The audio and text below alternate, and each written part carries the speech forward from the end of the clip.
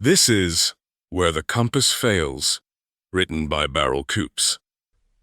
Where the Compass Fails is a tense, atmospheric tale of resilience and belonging, where true direction cannot be measured in degrees or stars, but in courage, loyalty, and the will to build something worth defending. Where the Compass Fails. Chapter 1. Where Needles Spin. The sky died with a flourish. Alistair had seen auroras before, thin veils, green and coy, tugging at the edges of the night, but this one bled across the heavens like ink dropped in water. Crimson bled into violet, violet into a white so bright it felt like sound.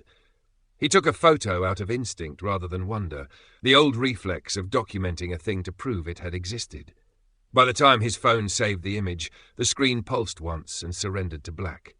He tapped it, held the buttons, nothing. He tried his GPS, the handheld one that had lived in the left pocket of 3 jackets across 6 years and 17 charts. It blinked, coughed a pixeled error he'd never seen, and died in his palm. He tasted metal. Panic had that flavour, an iron tang that belonged to blood or a bad battery. He closed his fist around the GPS as if warmth could coax life back into it. When it didn't, he reached for the last thing in his kit that had never lied to him, a battered brass compass with his father's thumb bruise worn into the lid. The needle spun. It didn't shimmy and settle with the fussy authority he knew. It circled, hesitated, pointed south, east, north, everywhere but sense. He waited. It didn't choose. "Right," he said aloud, to the moor and the wind and whatever had blown a hole through the world. Right. The cairngorms hunched on the horizon in a violet smudge. The moor around him was a quilt of heather and peat, stitched by watercourses that shivered in the chill. Somewhere west, if west still meant anything, was a rented cottage with a kettle, 4 tins of soup, and an old iron stove. He should have felt the pull of it. Instead, he felt the thinness of himself. He had been a man of coordinates. You didn't get to be a Royal Navy navigator by trusting your gut. You put faith in stars and math and magnets, in checks on checks, in redundancies that made error a thing you strangled in its crib. And then on a drill so basic he could have done it hungover, he'd misread a fix. Fuel vanished into the Atlantic and his career with it. You only ever get to ruin your life in stupid increments. 1 digit wrong, 1 chart unchecked, 1 more chance you don't deserve. He breathed the cold until it steadied him. The aurora thinned. Night regained its old stars. The moor held the same shape it had that afternoon. Only his tools had become lies. He watched the sun slide toward the teeth of the mountains and let the day teach him what the needle wouldn't. The wind had a taste from the east, drier, colder. The land sloped in that direction too, the burns gossiping their way downhill.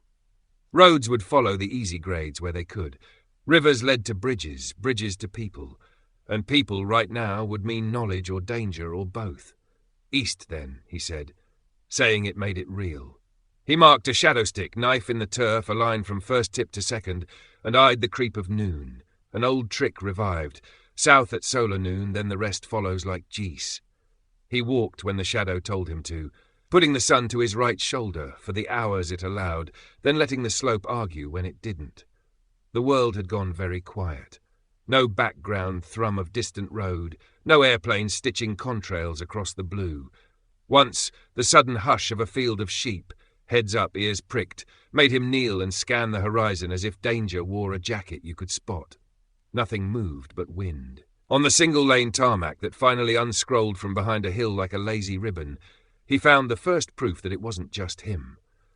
3 cars were parked at aggressively wrong angles, a hatchback diagonally across both lanes, a Land Rover nose-deep in heather, a tiny red thing politely kissed into a ditch.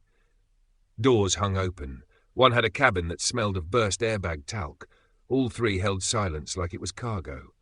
He leaned into the Land Rover, found a map in the door pocket and a half-empty bottle of water crushed under the seat. He sipped, then forced himself to stop. Thirst turns rational men greedy.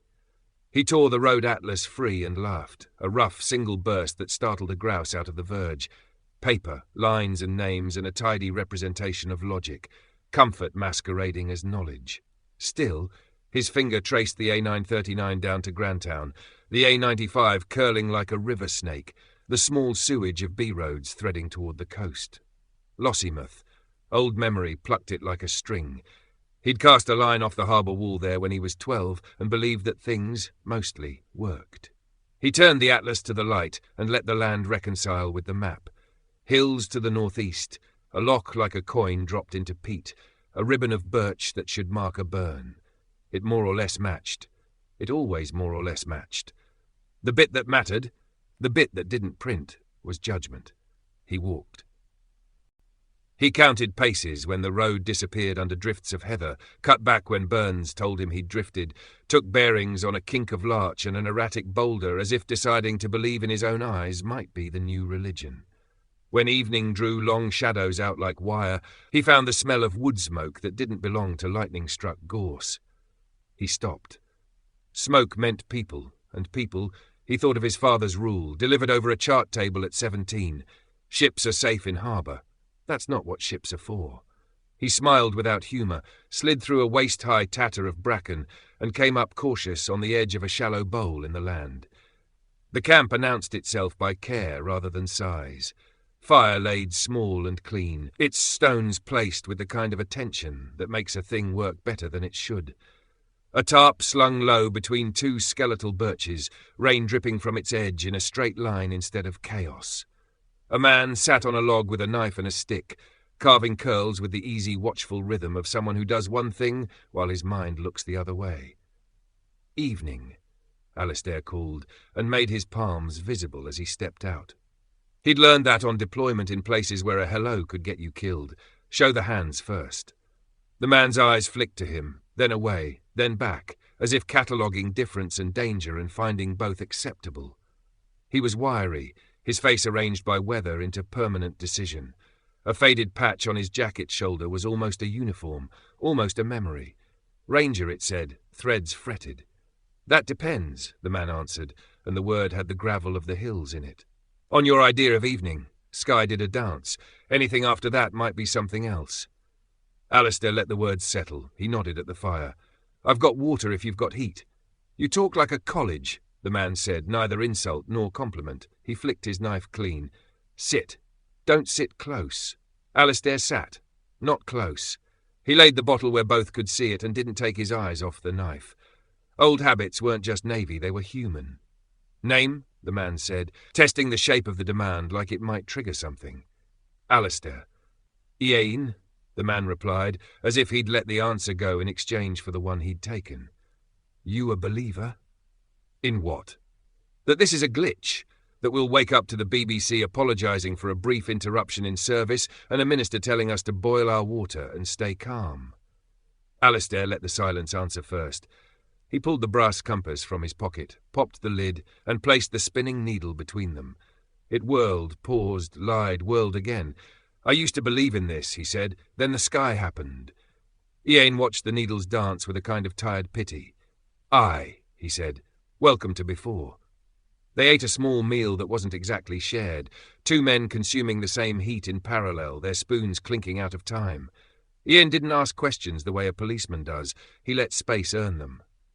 Alistair found himself filling the spaces, the cottage, the dead GPS, the cars on the road, the atlas with its clean lies. "Lossiemouth," Ian said when the name came. His mouth did something not quite a smile. "Sea makes sense, if sense is still a thing. Boats don't care about your phone. Boats care about weather, currents, charts, sounders, radios, and men who can read the sky," Ian cut in. "Do you?" Alistair looked up. The aurora had washed itself out of the world and left a spill of stars so crowded it felt indecent. He knew their names like old shipmates. Polaris, steady as a sermon. Cassiopeia lounging in her chair. The Dipper pointing like a good lad who wants to be helpful. "Yes," he said, and felt the word land in him like an anchor. "I do." The wind lifted. Somewhere in it, a fox barked once, sharp as a match strike. Ian fed a measured stick to the fire and watched it catch. "Then you can stay," he said. "Until you can't. We'll see which comes first." The compass spun in the space between them like a coin deciding the rest of the story. Above, the Old North held its place, patient as ever. Chapter 2. The Gathering. Morning on the moor was a thin, brittle thing. The fire had guttered to a black smudge, and Alistair woke with the damp cold in his bones. Ian was already up, crouched over the ashes, coaxing a flame from the smallest ember, as if daring the world to extinguish him. The knife was in his hand again, working at a branch he'd shaved down to kindling. "You sleep?" Ian asked without looking up. "Enough," Alistair said. His body disagreed, but pride was currency out here, and he wasn't ready to spend it. "Then you'll do." Ian blew once, and the fire licked to life, small but stubborn. "We move. Fire's a friend, but only for the night. In daylight, it's a beacon." They broke camp in silence. Alistair's movements were clumsy compared to Ian's. Every knot Ian untied left no trace it had ever been tied. Every tool returned to its place as if rehearsed.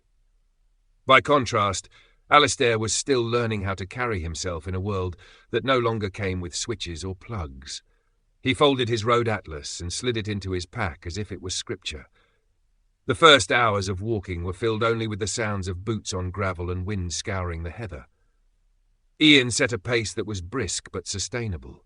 Alistair noted how the ranger walked. Body loose but eyes sharp, scanning ridgelines and tree lines with the habit of a man who had always expected the end of the world, even before it came. By midday they came across the first sign they weren't alone. A plume of smoke, finer than Ian's campfire, drifted from a copse of trees beside the road. Ian stopped dead, raised 2 fingers for silence, and melted into the ditch with a grace Alistair couldn't imitate. They crept closer, each step rehearsed in silence. The smoke belonged to a young couple huddled over a fire far too large for their own good. Their tent sagged in on itself, a supermarket dome more fit for festival fields than the Cairngorms. The girl stirred something in a dented saucepan. The boy was hammering at a dead phone with the heel of his palm, muttering curses at it as if sheer will could conjure a signal. "Idiots," Ian breathed. "You could see that smoke for miles." "Or follow it," Alistair said, stepping out before Ian could stop him. The girl startled, clutching the spoon as if it were a weapon. The boy leapt up, fists clenched. "Back off?" "Easy," Alistair said, palms raised. "We're not here to take anything." "Who are you?" the boy demanded. His accent was Aberdeen, softened by university corridors. "What do you want?" "Name's Alistair. This is Ian. We're heading east." He nodded at their little camp. "If you keep burning half a forest to boil soup, someone less friendly than us will find you." The girl lowered the spoon, her face pale but curious. "I'm Sarah," she said. "This is Ben. We thought." Her voice faltered. "We thought the signal would come back, that someone would fix it." Ben's expression hardened, defiant. "It's temporary. It has to be. Things don't just stop." Ian snorted. "Look around, lad." They did. Ben ignored him, turning to Alistair. "You've got maps, don't you? You know where we are. You can get us back to Aberdeen. My company'll be working on this already. They'll fix it." Alistair studied him. There was desperation behind the bravado, the hollow look of a man who couldn't imagine a world where his skill set meant nothing. "Aberdeen isn't going to save you," he said gently. "But if you want to stay alive, maybe come with us." Sarah glanced at Ben, then at Ian and Alistair. Hunger had already carved lines into her cheeks. "He's right," she whispered. "We can't do this alone." Ben muttered something under his breath, but didn't argue further. Survival had its own logic. They moved together that afternoon, the 4 of them an awkward line across the moor. Sarah asked quiet questions. What direction? How far? Why the coast? While Ben trudged in sullen silence, every so often tugging out his useless phone as though repetition might conjure a miracle. Toward evening, they stumbled upon another figure, an elderly man with a walking stick and a satchel, resting on a stone wall. He looked up as they approached, eyes alert beneath white brows. "Evening," he said, voice rich with Edinburgh vowels. "I thought I heard voices. You've seen it too, then? The sky?" Alistair nodded. "You're alone?" "Not by choice. My walking group scattered when the lights began. They thought it was the end of days. Perhaps they weren't wrong." He tapped his satchel. "I've maps of my own, though older than yours. Roman roads, drovers' tracks, paths our ancestors used when there was no tarmac. They might still serve." "What's your name?" Sarah asked softly. "Henderson. Professor Henderson, though I imagine the title carries little weight now." His smile was rueful. "History may yet prove more useful than software engineering." Ben bristled but said nothing. Ian only gave a grunt that might have been approval. The group was growing, whether they liked it or not. They made camp by a stream that night, the sound of water covering the nervous shuffles of people who had never slept outside before. Ian showed Sarah how to bank the fire low so it burned steady rather than wild. Henderson traced invisible lines in the dirt with his stick, explaining where ancient legions had once marched, as if those long-dead soldiers might rise to guide them. Ben sat apart, prodding his phone with the persistence of a gambler who'd lost but couldn't leave the table. Alistair lay awake, listening. The silence wasn't empty anymore. It had weight. Each breath, each cough, each shuffle of boots was amplified in a world without engines, without background hum. He felt the responsibility pressing on him. They were looking at him as though he carried a compass that worked. The following morning, the group stumbled upon a family. A mother, a father, 2 children no older than 6. They had been camping near the river when the aurora came, and now their tent was little more than shredded nylon. The children clung to their mother's skirt, wide-eyed, while the father held a length of branch as if it were a sword. "We're not looking for trouble," Alistair said, careful with his hands again. "Then you found the right people," the mother said. Her voice was tired, her face pale with worry. "We've got nothing left. The shops in town were stripped bare within hours. We don't know where to go." Ian muttered. "Nowhere is safe." But Alistair cut in quickly. "Stay with us," he said. "We're heading for the coast. The sea might still offer food. A village might hold together better than a city." The father's eyes darted from one stranger to another. Finally, he lowered the stick. The children sagged against their mother, relief draining them. That evening, the 8 of them gathered around the fire, each clutching a tin or packet scavenged from the last cars they'd passed. The meal was thin but warm. For the first time, the group looked like more than fragments of the world that had ended. They looked like the beginnings of something else. "What happens when the tins run out?" Sarah asked quietly, spooning broth to one of the children. Ian answered without hesitation. "We hunt. We trap. We learn to live off what's left." Ben gave a bitter laugh. "That's not survival. That's regression. There'll be governments working to restore order, emergency services, military. You'll see." "Maybe," Alistair said, though the compass in his pocket told him otherwise. "But until then we have to look after ourselves, which means a destination." He used a stick to draw a rough map in the dirt, moors, rivers, a jagged line for the coast. "Here, Lossiemouth. It's a fishing village. If anywhere's less reliant on the wires and satellites, it's there. People still lived by the sea when the Romans were here. It gives us a chance." "And what if there's nothing?" Ben demanded. "What if it's empty, or worse?" "Then we keep moving," Alistair said, sharper than he intended. "But drifting without a plan is death." Professor Henderson leaned forward, eyes alight with thought. "The stars and sun will give us direction, but the land itself, old tracks, rivers, ridges, they'll keep us steady. The ancients managed without compasses. So can we." The mother, Fiona, hugged her children close. "We just want somewhere safe," she whispered. "Somewhere they can sleep without waking screaming." Alistair felt their eyes on him again, waiting for reassurance he wasn't sure he had the right to give. He looked up at the sky instead. The constellations glittered with the same indifferent permanence as they always had. The needle might spin, the wires might fail, but north was still there, steady and patient. "We leave at dawn," he said. "Pack light. Bring water if you find it. From now on, the road won't save us. The stars will." The firelight flickered across their faces. Fear, doubt, but also the faintest glimmer of trust. They weren't a band of survivors yet, just strangers orbiting each other in the dark. But with the map in the dirt and the stars overhead, the first fragile threads of a journey had been tied.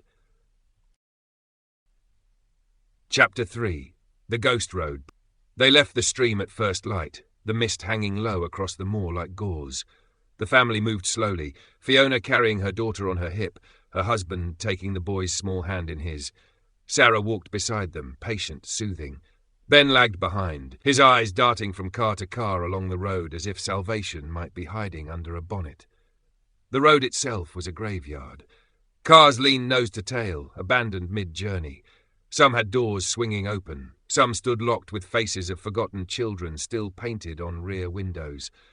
A silence clung to them, as if the machines mourned their own stillness.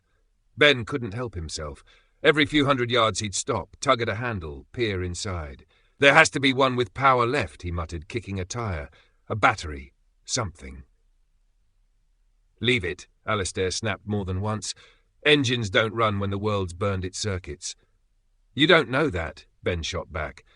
But he always followed when Ian's shadow lengthened toward him, rifle slung loose but ready. Survival didn't need words, it just needed the suggestion of consequence. The hours stretched long. The rhythm of walking became its own kind of punishment. One boot, then the other, shoulders bowed under packs that felt heavier with each mile.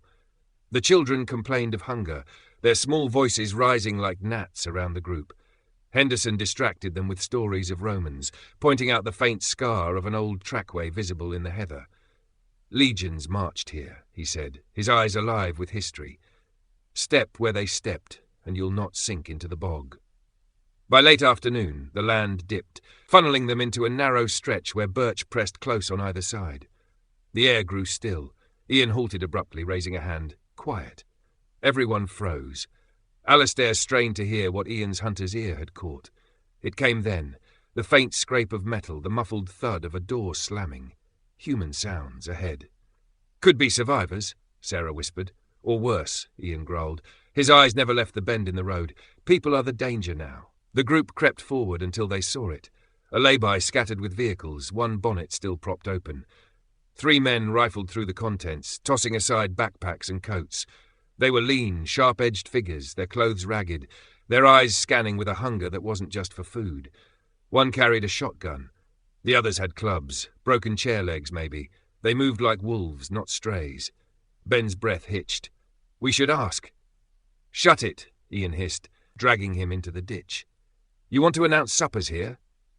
The family crouched low, Fiona's hand clamped over her daughter's mouth. Henderson's knuckles whitened on his stick. Alistair's heart thudded, heavy and loud in his ears. He'd sailed into storms and walked carrier decks at night. But this was fear in a new dialect. It was fear of people, stripped of rules. The looters argued amongst themselves, voices hard, carrying across the stillness. Nothing left here. Try the cottages. Someone'll have food hidden. Ian's jaw tightened. He gestured sharply. Back, now. They crawled away from the road on their bellies, bracken scratching skin, hearts pounding with each careless snap of twig. Only when they'd put 2 ridges between themselves and the men did anyone breathe properly again. Fiona clutched her children as if she could fuse them into her body. Ben's face was pale, his lips working around words he couldn't form. Henderson leaned against his stick, his breath ragged but steady. Alistair looked at Ian, who was already scanning the horizon. They're not the only ones, Ian said flatly. That's what the road holds. Scavengers, desperate men, worse than desperate ones. So what then? Alistair asked. We leave the road, Ian said. We take the land. Leaving the road felt like stepping off the map. The tarmac had been a thread, however frayed, that still hinted at order. Once they cut across the heather into trackless moor, the world became a sprawl of colour and silence. Purple and brown stretched to every horizon, broken only by sudden drops where bogs waited to swallow the careless. Alistair took the lead, planting a stick upright in the peat to measure the sun's creep whenever the ground allowed. He felt Ian's eyes on him often, weighing his worth without comment. Behind, Henderson murmured landmarks to himself like a litany, testing his memory against the land. Sarah coaxed the children onward with stories and sips of precious water, while Ben muttered about wasted time and dead batteries. By the 5th day, the weather turned. A thick mist rolled down off the hills, swallowing sound and distance. Within minutes, the group were shapes in fog, voices muffled. The world shrunk to a damp sphere no wider than a cottage room. The sun vanished. So did the stars that night. We're lost, Ben said, his voice high with panic. His silhouette wavered in the whiteness like a ghost. We can't see 10 feet. You're leading us blind. Alistair fought down his own surge of dread. The compass was useless, spinning in his pocket like a drunk's tail. But training surfaced, old lessons drilled into him before he'd ever seen combat. He crouched, feeling the slope beneath his boots. The land still told its story if you listened. The burn they'd followed earlier trickled faintly downhill to the east. Moss clung thicker on the shaded north faces of stone. The wind, though muted, carried cold from one direction more than another. "We're not lost," he said, more firmly than he felt. "We follow the water, east. It'll lead us out." Ian grunted approval. Henderson nodded slowly, pointing with his stick. The drovers trusted the burns. They always end in rivers. Rivers end at the sea. They moved single file, shadows in a cloud, children clutching their mother's skirt. Ben stumbled often, cursing, but he kept walking, tethered by fear as much as resolve. Each step was a wager on instinct rather than precision, and each hour tightened the knot in Alistair's gut. 3 long hours later, the fog thinned. The group emerged onto the lip of a broad glen. Below, a loch stretched silver and still, reflecting the bruised sky. Relief broke across them like warmth after frost. Sarah laughed shakily, hugging one child close. Henderson exhaled a long, triumphant sigh. Ben just stared, mute with shock. At last he muttered, How did you know?" Alistair looked down at the water, at the land falling eastward as he'd trusted. "Instinct," he said, though the word barely covered it. Or maybe just paying attention. It wasn't triumph exactly, but it was something close. A fragile proof that even in a world stripped of its instruments, the old methods could still find a way. The compass might spin, the wires might fail, but the land and sky still spoke for those who listened. And for the first time since the Aurora, the group believed him. Chapter 4. The Hunger and the Horde. The loch was mercy for a night. Ian patched a half-sunk rowboat with tar pried from an abandoned farm shed, and they ferried themselves across in twos. It saved them days of trudging the shoreline, but the water was colder than knives, the mist rising from its surface like breath from a giant's mouth. Alistair caught trout with a makeshift line, and for the first time in a week, they ate flesh that wasn't dried or tinned. Sarah wept quietly when she saw the children chewing with greedy, happy silence. For a few hours, firelight and the smell of roasted fish felt like hope. But it didn't last. By the 4th day beyond the loch, their supplies had dwindled to a handful of beans, some brittle roots Henderson had dug from the bog edge, and whatever Ian could bring down with his rifle. Game was scarce. Deer bolted at the crack of a twig, birds scattered before a shot could be lined. The woods were thin, stripped by others before them. The children's hunger grew loud. Fiona tried to hush their whimpers, but hunger has a way of gnawing past discipline. Even the adults staggered with hollow eyes, the weight of each step a reminder of what little fuel remained in their bodies. Ben's bitterness festered. He spoke low to Sarah, to Fiona, even to Henderson when he thought Alistair couldn't hear. He doesn't know where he's going. This fishing village? Could be ash, could be empty, or worse, he's leading us into a grave. Sarah never answered, though worry pinched her face tighter with each day. Henderson shook his head but offered no defence. Even Fiona looked at Alistair differently now. Less like a guide, more like a gamble. Alistair felt the weight of their doubt as keenly as his own hunger. Every decision echoed the mistake that had ended his career.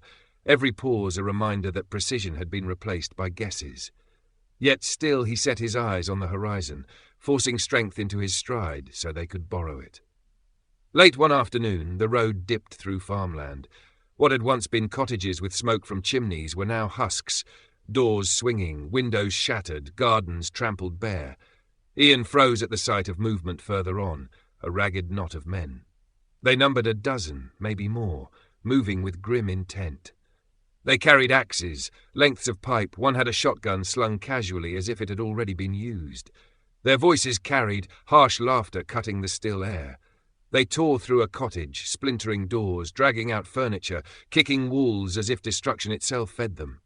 "Down," Ian hissed, driving the group into a thicket of gorse. His rifle came to hand like it had always been there. The children whimpered, Fiona pressing their faces into her skirts. Ben's breath rasped fast, near panic. Henderson crouched with surprising steadiness, eyes narrowed. Alistair lay on his belly, heart drumming so loudly he was certain the looters could hear it. From their cover, they watched the men strip the cottage of what little remained, then march down the road with a rhythm that spoke of hunger and anger sharpened into cruelty. "They've taken the road," Ian murmured once the danger had passed. "We go around, adds days, maybe more." "Days?" Ben spat, his whisper hot with fury. "The kids are starving now. You want us to die out here in the heather?" "They would have cut us down without blinking," Ian replied, calm but cold. "Your choice is the cliff or the axe. I know which I'd take." Alistair said nothing. He watched the road empty now, but echoing with the truth. The old order was gone, and men had become wolves. The detour carved patience out of them like flesh from bone. Instead of the straight line of the road, they picked their way across sheep tracks and deer runs, every step uphill or through bog. What food they carried vanished by the second day. Henderson dug nettles and dock leaves. Sarah boiled roots into thin broth, but the children's ribs began to show, their eyes glassy with exhaustion. By the third night, their hunger became a constant, gnawing presence, something that travelled with them, whispering louder than Ben's complaints. Fiona's son developed a dry cough, his small body shaking as he lay curled against her. His sister whimpered through her sleep. The sight of them cracked something inside the group's brittle silence. "We can't keep this up," Fiona's husband said, his voice breaking. "We should have stayed on the road, fought them if we had to. At least there might have been food." Ian's reply was sharp as flint. "You saw their eyes. They weren't after food, they were after everything. Fight them and you'd be carrion by now." "But we're dying here anyway," Ben snapped, stepping closer to the fire. His face was drawn, eyes hollow with equal parts hunger and fury. "Look at the boy. Look at him. You've got us wandering like headless chickens because he stabbed a finger at Alistair. Thinks he can steer by the stars." The group turned to Alistair, shadows flickering across faces full of fear and suspicion. "Is he right?" Fiona asked, clutching her son closer. "Are you sure we're not lost?" Alistair felt the old dread rise, memories of that single botched fix in the Navy, the error that had stripped his career. The shame pressed at him even now. His hand went to the compass in his pocket, but the needle still spun like a drunkard. He wanted to say he was certain, that his stars were true, but certainty had become a luxury they couldn't afford. "I can't promise precision," he admitted. His voice sounded too loud in the stillness. "But the sea is east. Every drop of water we've crossed has been pulling that way. Henderson's old tracks match. The stars confirm it when the clouds break. We're not lost, just delayed." "Delayed?" Ben barked a laugh without humour. "Delayed's what you call a train. Out here, it means starving." He took a step closer, fury twisting his features. "This is your fault, your plan, your bloody compass that doesn't work. You've led us into hell." Ian was on his feet in an instant, rifle in hand. He didn't point it, but the weight of it was enough. His voice was low, dangerous. "Sit down, lad.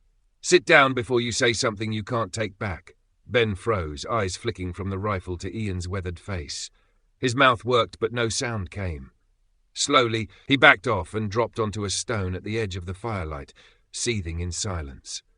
The group settled again, but the air stayed brittle, like glass ready to crack. Alistair stared into the fire until the embers blurred. Doubt pressed hard, but so did resolve. He had made mistakes before, costly ones. He wouldn't let this be another. Tomorrow they would push on. Around the horde, through hunger, through whatever the Highlands threw at them. East still waited, and the sea was the only promise left. Chapter 5. The Tipping Point. The moorland gave way to harsher terrain. Ridges of broken stone, gullies carved by centuries of rain, sudden drops that forced them to double back.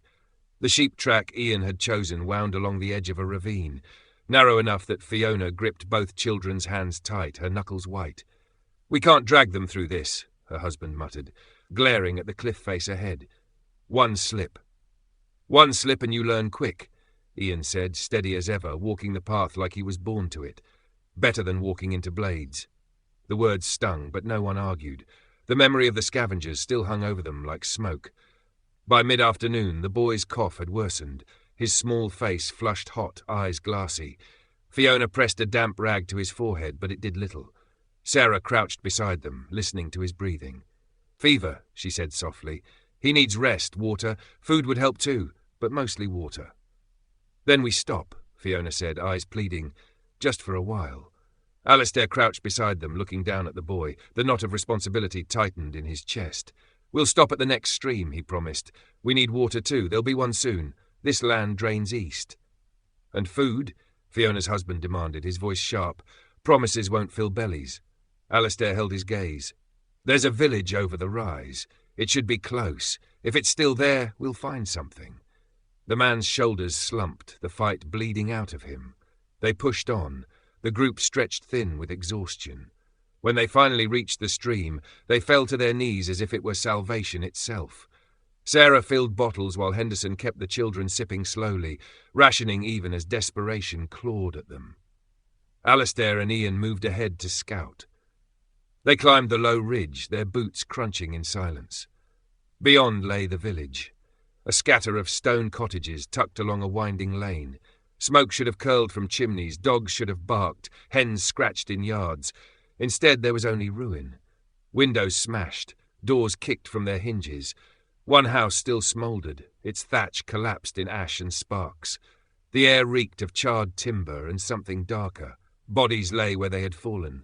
Some curled as if in sleep, others sprawled, faces slack with final terror. Ian crouched, his rifle steady, though no threat remained. His face didn't change, but his knuckles whitened on the stock. "Them," he said flatly. "The looters. They were here, not long ago." Alistair's stomach turned cold. He scanned the village, searching for signs of life, of movement, but saw none. Just silence. "There might still be food," he said, though the words felt heavy with guilt. "Not much," Ian replied. He moved toward an outbuilding, prying at the door with the butt of his rifle. But scavengers miss things. They always do. In the old coal shed, half buried in dust, they found a rusted metal box. Ian pried it open with a spade. Inside, wrapped in paper and forgotten, lay a single tin of beef stew, a small bag of rice and a pouch of dried beans meant for planting. It wasn't abundance, but it was survival. Alistair stared at the meagre haul, the weight of it immense. This will keep us moving," he said. "Aye," Ian muttered, slipping the axe they'd also found into his belt. A miracle of sorts, but not near enough. They carried the food back to the group, hiding the worst of what they'd seen behind tired eyes. Fiona clutched the tin like treasure. Sarah set about boiling the rice and beans with careful hands. The smell rose, rich and warm, and for a while hope outweighed despair. But Alistair couldn't shake the image of the bodies, the smouldering house, the looters' trail. It wasn't just hunger stalking them now. It was the knowledge that men had become a greater danger than the land. They cooked the stew slowly, stretching it with beans and rice until the pot steamed with something closer to plenty. The children ate first, spooning it down with desperate silence, cheeks hollow no longer but full of focus. Fiona watched them with tears shining in her eyes, one hand pressed to her son's back as though food alone might chase the fever.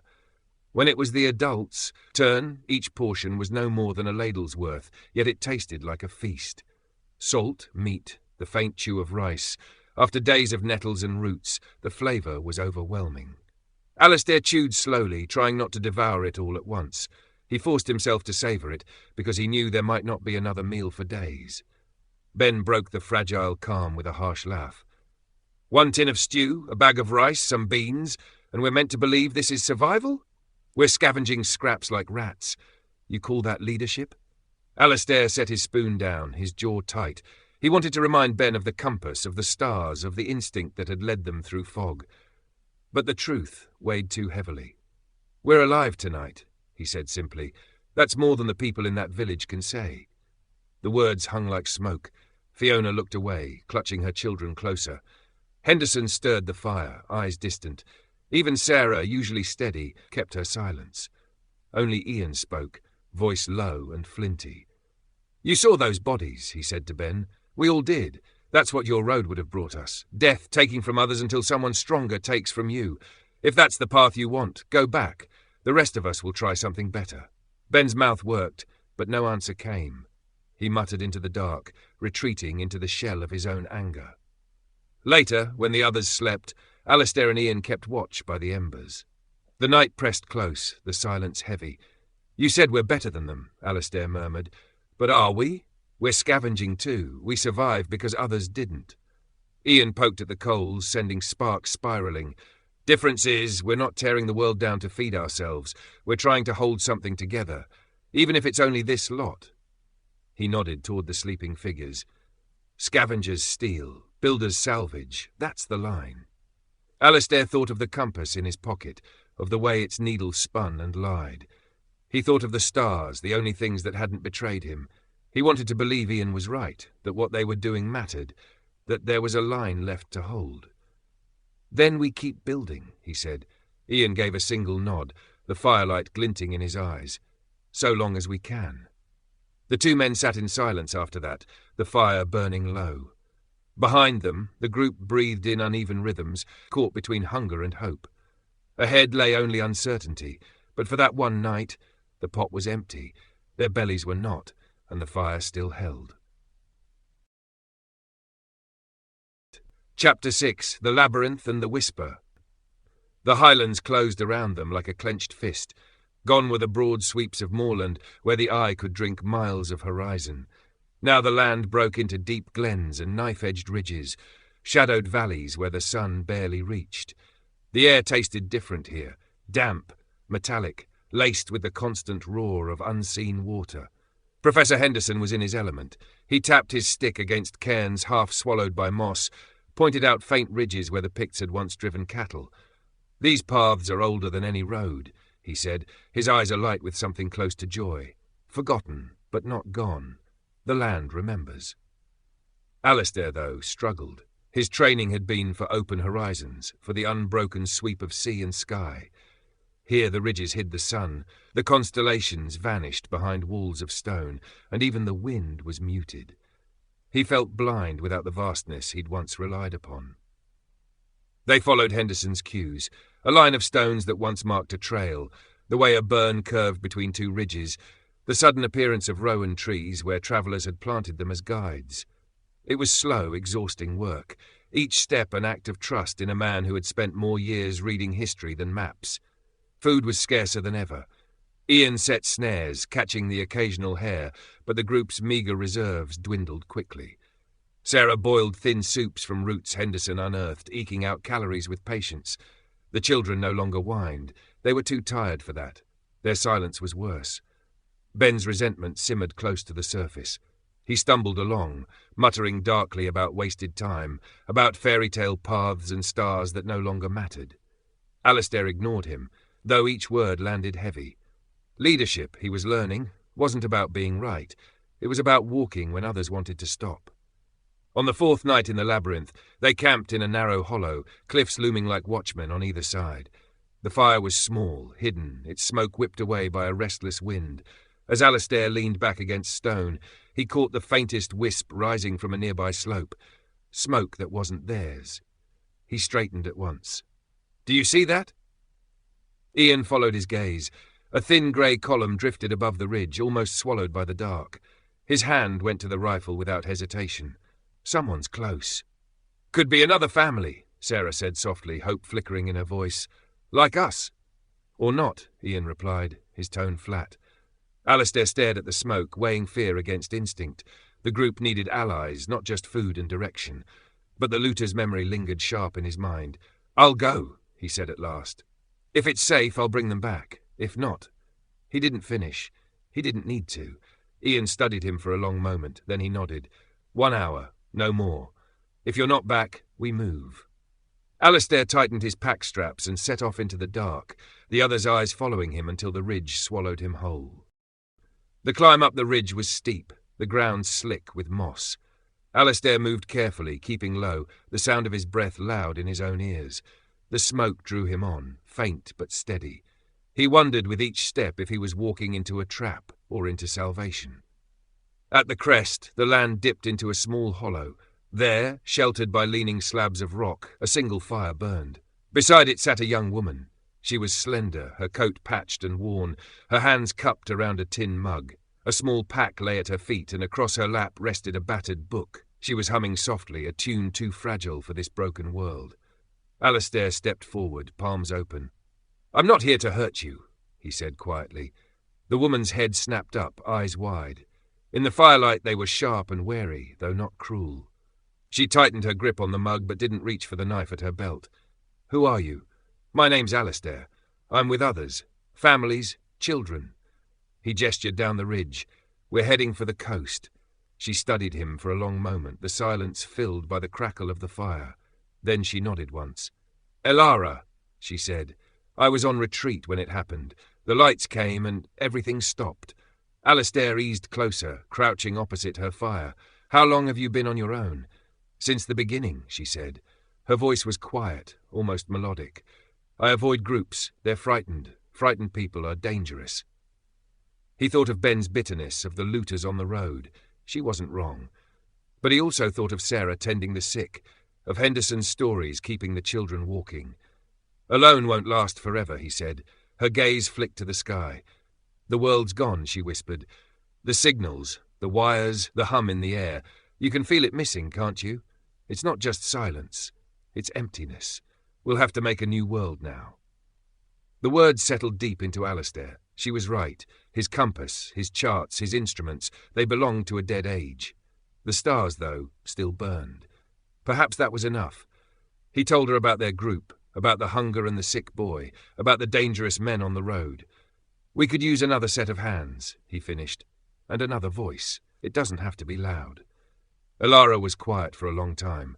Then she closed the book on her lap, slipped it into her pack, and stood. 1 hour of walking in silence, she said.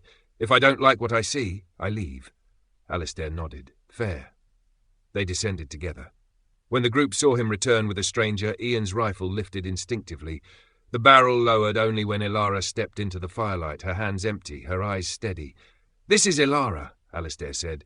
She's with us now. No one spoke at first, but when she began to hum again, soft, tentative, the children leaned closer, listening as if the sound itself promised safety. Sarah smiled faintly. Henderson wiped his eyes. Even Ian allowed himself a grunt that might have been approval. For the first time since the Aurora, the campfire didn't feel like fear's companion. It felt like the beginning of something human. Chapter 7. The Last Bridge. The weather turned against them. A wind rolled in from the north, sharp enough to cut through coats and marrow alike. Rain came next, hard, relentless, driving needles that blurred the land into grey smears. The group trudged on, bent against it, their boots sucking in and out of mud with every weary step. Alistair counted each mile in silence, his mind drawing lines between landmarks he barely glimpsed through the downpour.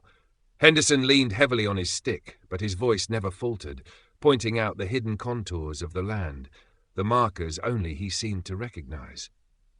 Ian scouted ahead, rifle always ready, his shoulders squared against the storm.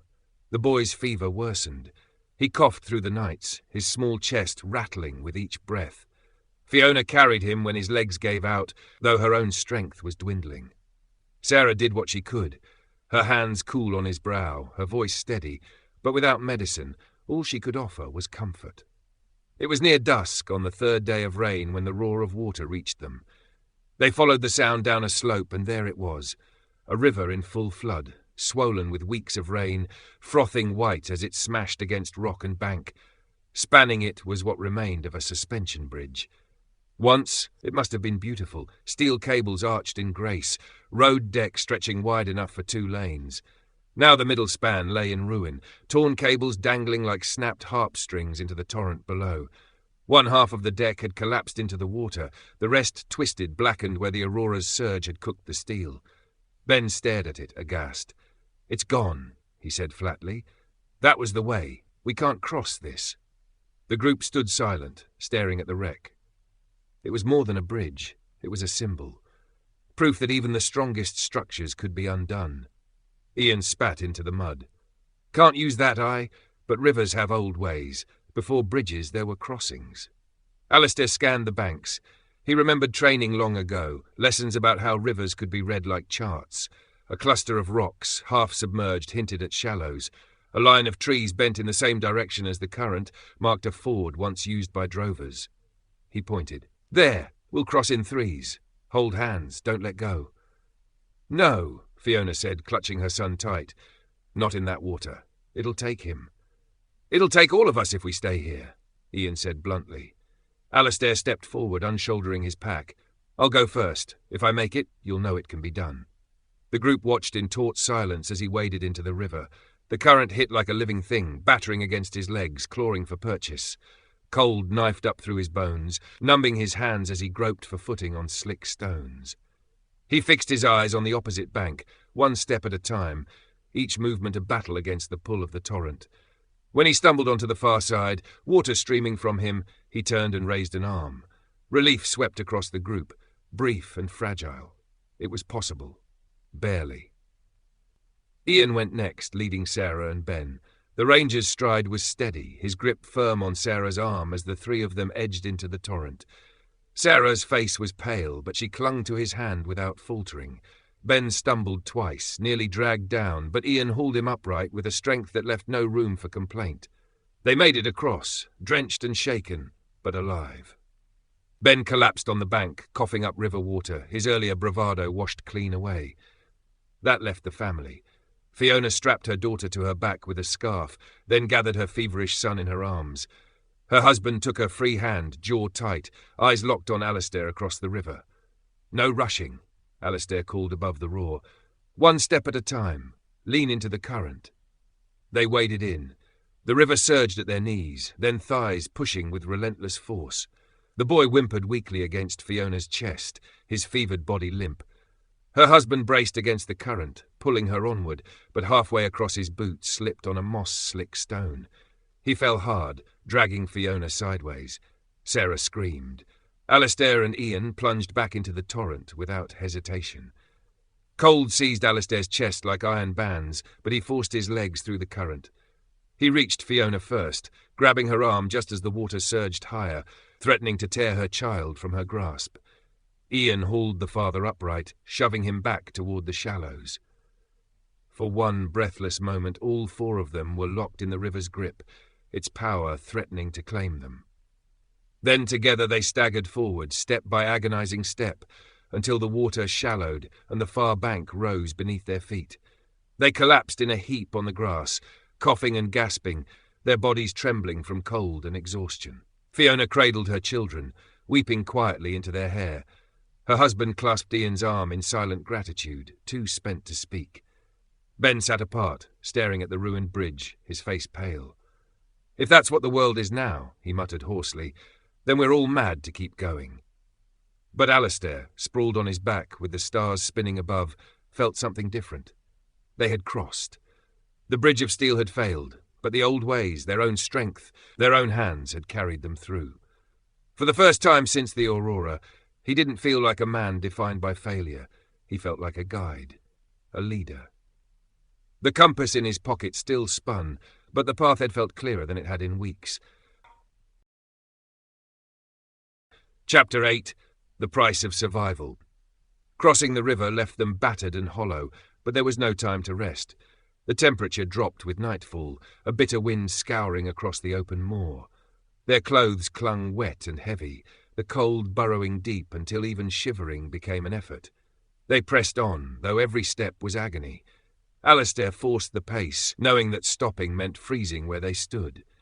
Ian took the rear, silent and watchful, driving them forward with nothing more than the weight of his presence. By dawn, the ground glittered with frost. A thin crust of ice formed over puddles, crunching beneath their boots. Their breath plumed white, drifting into air sharp enough to sting their lungs. The children coughed constantly now, the boy's fever rising and falling like a tide. Fiona's face had grown gaunt, her arms trembling from carrying him, but she refused to let him go. Food dwindled to nothing. The last of the beans boiled into a thin paste, swallowed in silence, left them hungrier than before. Ian managed to trap a hare, but it barely fed the children. The adults chewed the bones, sucking out what little marrow they could, more for the memory of eating than the nourishment.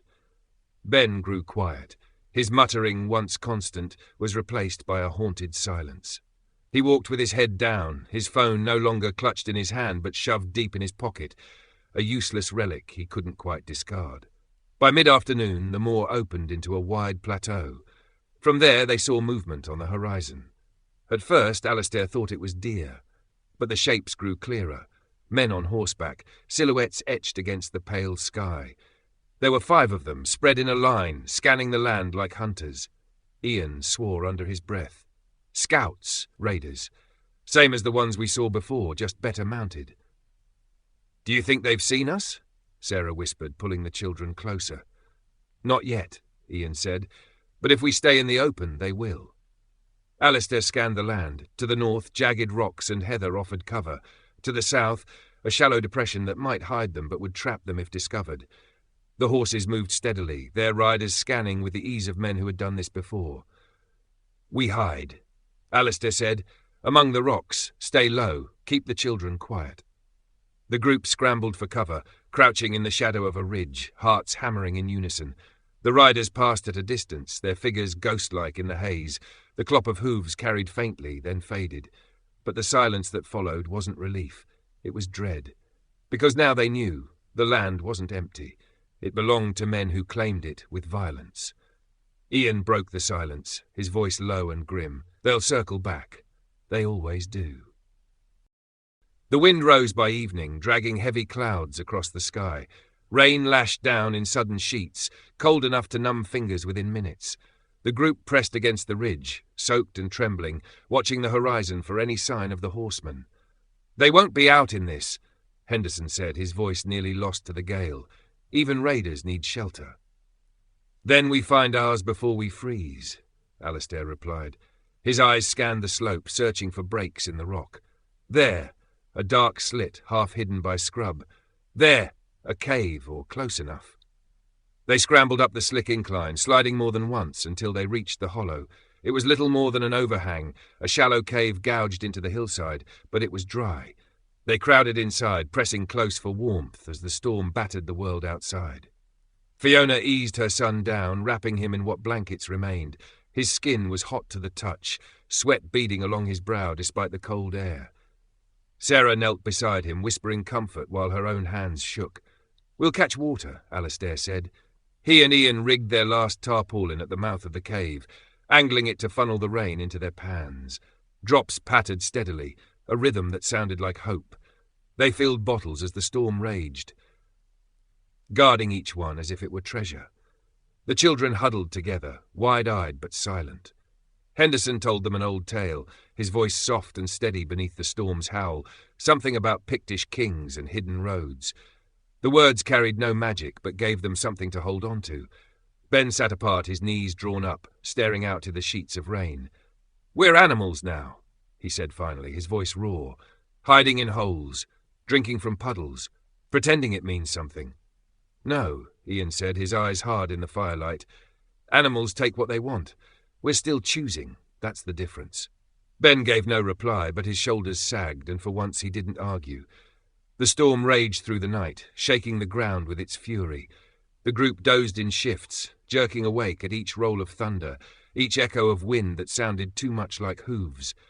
By dawn, the worst had passed. The tarpaulins sagged under the weight of collected rain, their bottles now brimming.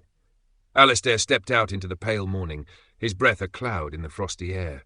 The moor stretched endless and grey, but far to the east, a faint line of light marked the coast. It was still days away, but it was there. Behind him, the group stirred, weary but alive. They had weathered the storm. Raiders, hunger, cold, each threat had pressed against them, and still they stood, for now. Chapter 9. The Harbour of Lost Souls. The storm broke, leaving the land washed clean but fragile beneath a pale sun. The group emerged from the cave, stiff and hollow-eyed, but alive. Their bottles were heavy with rainwater, and for a time that was enough to feel like victory. They walked in silence, each step grinding the cold out of their bones. By mid-afternoon the moor dropped away, and there it was, the coast. The sea stretched vast and endless, steel-grey under a low sky. To Alistair it looked like both promise and judgment. "There," Henderson whispered, pointing with his stick. Nestled between headlands lay a scatter of rooftops, a harbour cupping small boats like toys. Lossiemouth. Hope surged through the group. Sarah squeezed Fiona's hand. Even Ben straightened, his eyes fixed on the clustered houses. The children, too weary to cheer, still managed faint smiles. They made the final miles quickly, driven by the promise of shelter, food, people. But as they drew closer, unease settled in. The harbour was full of boats, but their nets sagged in tatters, sails torn and tangled.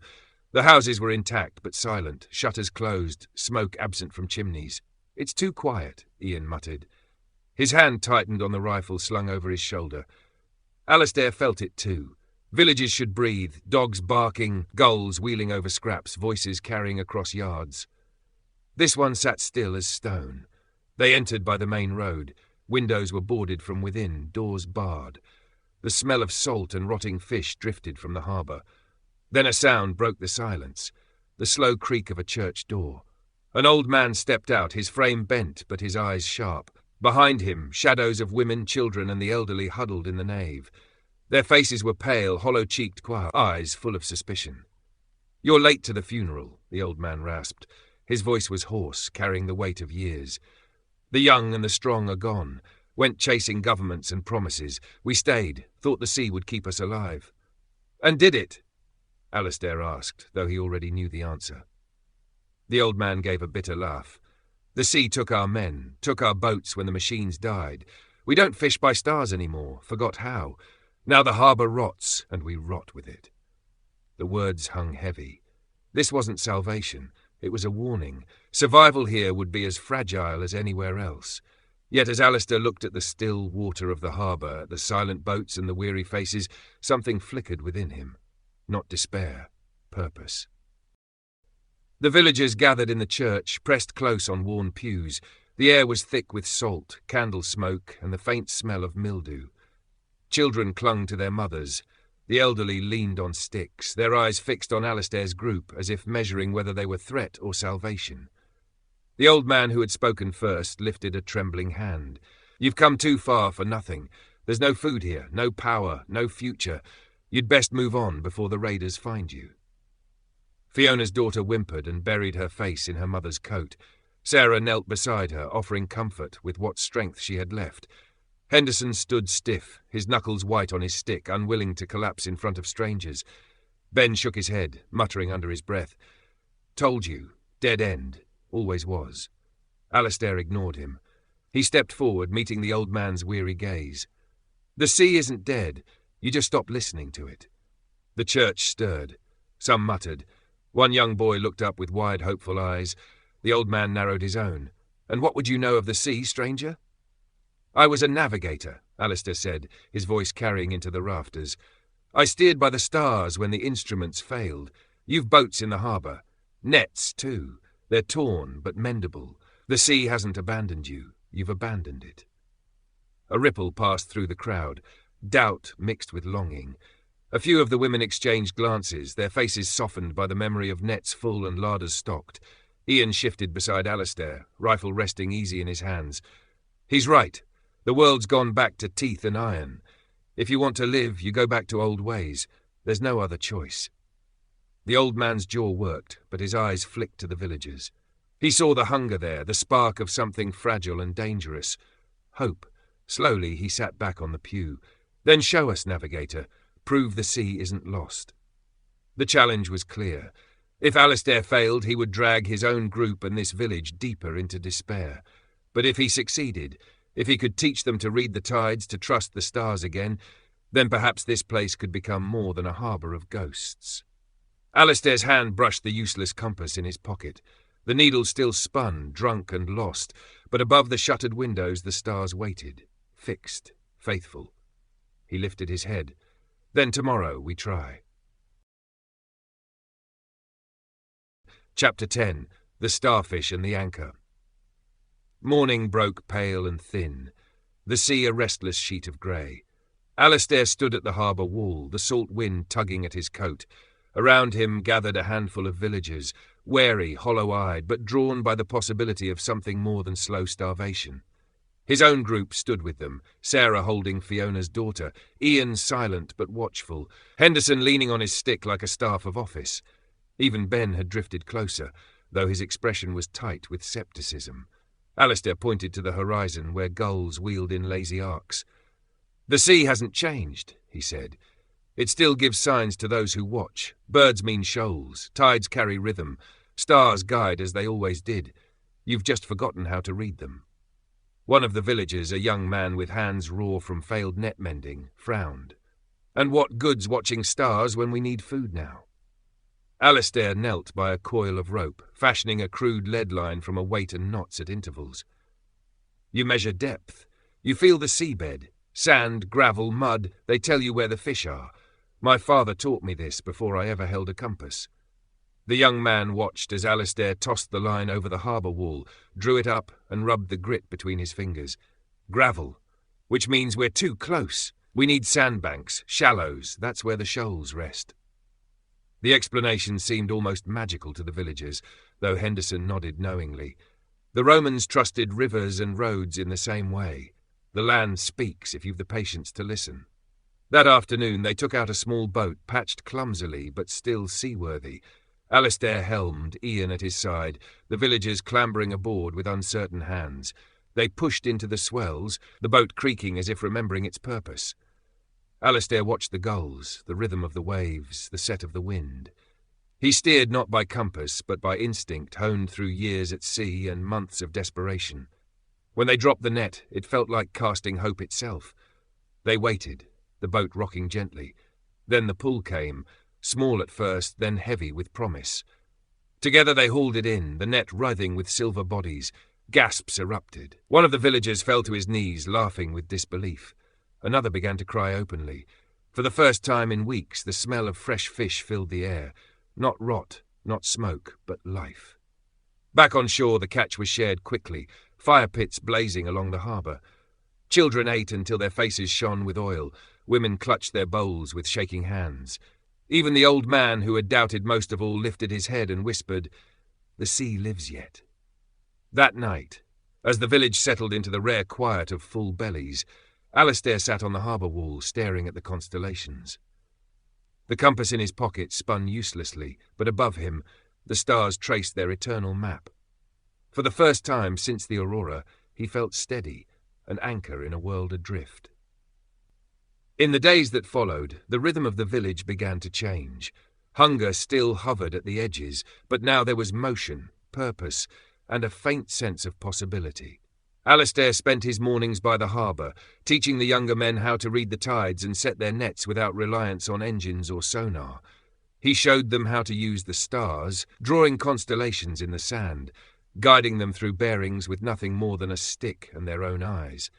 Each evening he returned weary but fulfilled, a measure of pride replacing the shame that had haunted him for so long.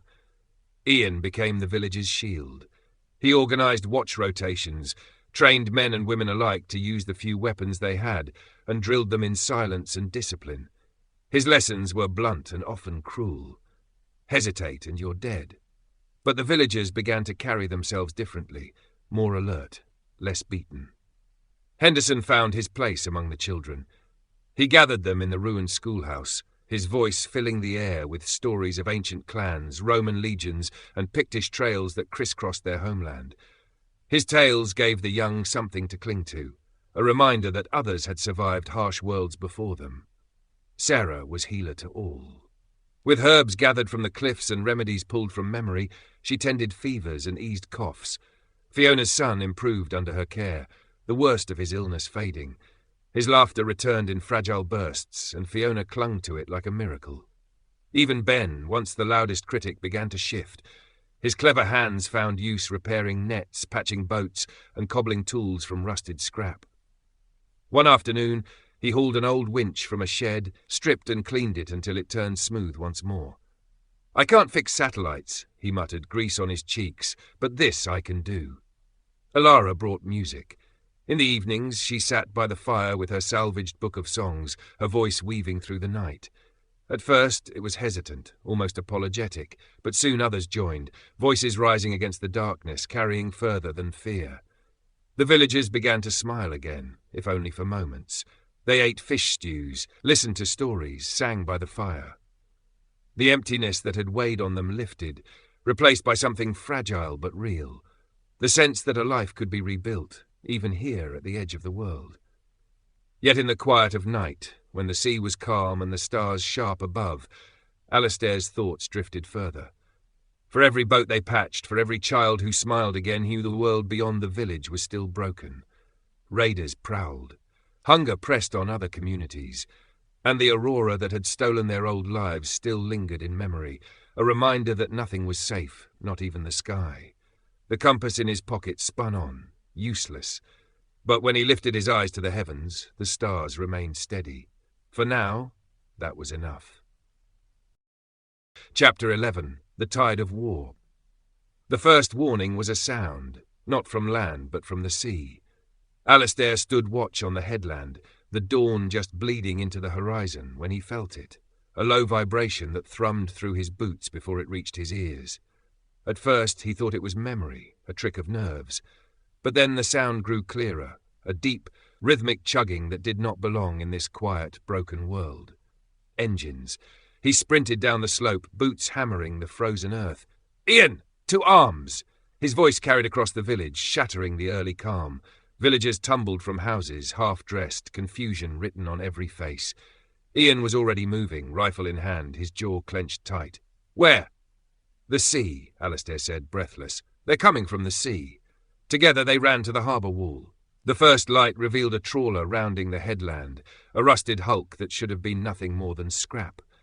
But its deck was crowded with men, hard figures bristling with weapons, their shouts carrying faintly over the water. The villagers froze, horror rooting them where they stood. Mothers pulled children behind them, men reached for knives and old shotguns that suddenly seemed laughably small. A megaphone crackled from the trawler's deck. A man's voice boomed, cold and deliberate. "Lossy Mouth, this is simple. We take what we need. You stay quiet, nobody gets hurt." The lie was as clear as the rising sun. Ian leaned close to Alistair, his voice low. "They've done this before. They'll strip us bare and bleed us if we resist. What's the call?" Alistair stared at the villagers, their faces a mix of terror and brittle defiance. The trawler slowed, its engine cutting to a growling idle, drifting like a predator into harbour. On deck, one man raised his rifle, aiming lazily at the crowd. The old man who had welcomed them to the village lifted a shotgun with shaking hands. A crack split the air, but it was answered in an instant by a sharper, louder shot from the trawler. The old man crumpled, crimson spreading across his chest. The villagers screamed. The raiders began to laugh. The tide of war had come to Lossiemouth. The trawler nosed into the harbour, its hull grinding against stone. A gangplank clattered down, and the raiders poured ashore like a dark tide. Boots struck cobbles in a rhythm of practised conquest. Ian had the rifle raised, his finger tense on the trigger, but Alistair caught his arm. "Not now," he hissed. "Not like this." The villagers broke, some screaming, some frozen where they stood. A few reached for knives, but fear sapped their resolve. The raiders moved with confidence, weapons slung loose, laughter harsh as gull cries. They weren't here to fight, they were here to take. "Stay back," their leader called, striding ahead. He was tall, scarred from eye to jaw, his voice cold through the megaphone, though he no longer needed it. "You resist, you die. You give, you live."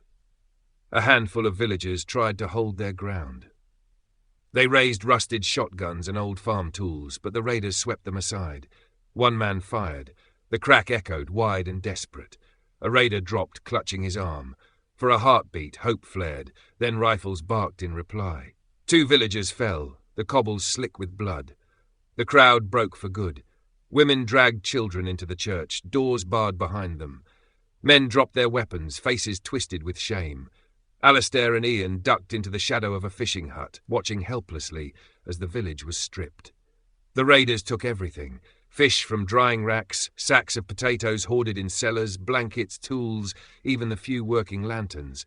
A small boy clutched a loaf of bread, and one of the men tore it from his hands with a laugh. "They'll leave nothing," Ian growled, his rifle trembling with the urge to fire. "Not today," Alistair said, his jaw tight. "You fire, we die. You wait, we learn." The raiders worked with brutal efficiency. Within an hour, the village was gutted. The trawler groaned as supplies were heaved aboard, its deck stacked with stolen goods. The leader stood at the gangplank, his scarred face turned back to the crowd. "Remember," he called, "we come back when you have more. Don't make us take it the hard way next time." With that they boarded, the trawler's engine coughing to life. Slowly the vessel pulled away, leaving only smoke, silence, and the broken shape of Lossiemouth behind. The villagers emerged from hiding in stunned silence. The old fisherman who had once doubted Alistair leaned heavily on his stick, his voice barely a whisper. "They'll come again. And next time, we'll have nothing left to give." Alistair felt the words like a blade. The compass in his pocket spun uselessly, but the weight in his chest was worse. The certainty that the real test was only beginning. Chapter 12. The aftermath. Dawn revealed the full wound left on Lossiemouth. The harbour, once the heart of the village, was gutted, nets ripped, stores emptied, boats stripped of oars and rope. The churchyard was littered with broken crates and splintered wood, as if hope itself had been smashed apart. The villagers moved like ghosts. Some wept openly, others stood hollow-eyed, staring at what little remained.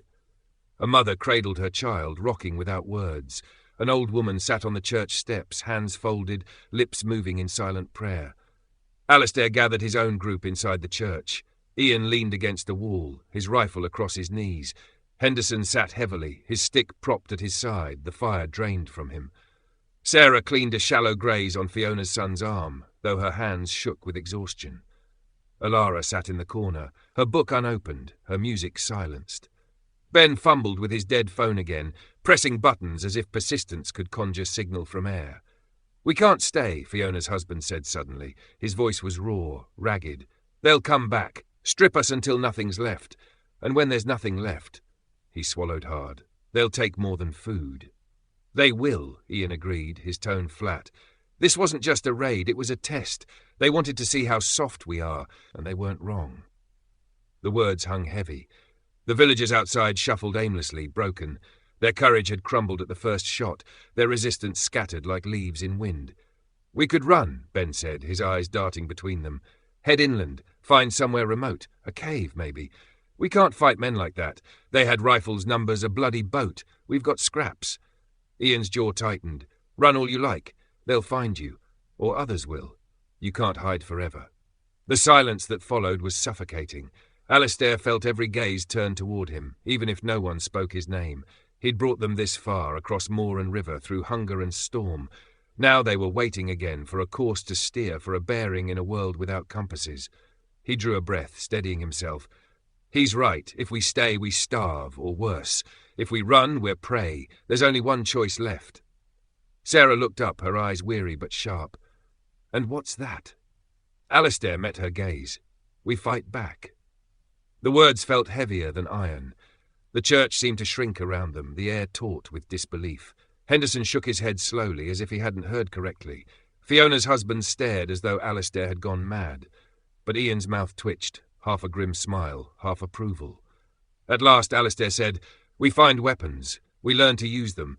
We make this place worth defending. If we don't, then everything we've survived so far was for nothing."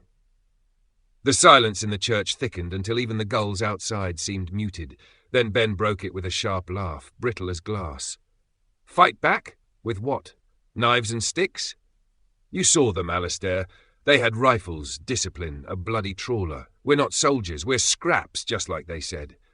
"They bled," Ian countered, voice low. "One of them took a round. Men can bleed.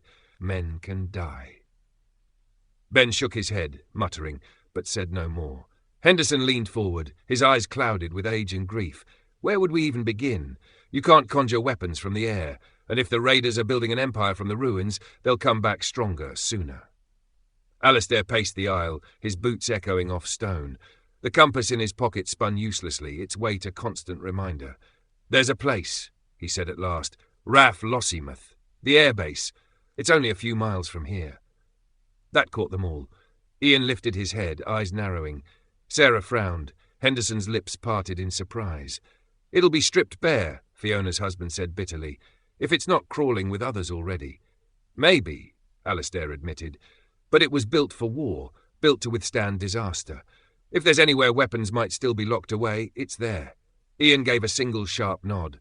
"A fortress, a risk, but it's the only lead we've got." Sarah's voice trembled.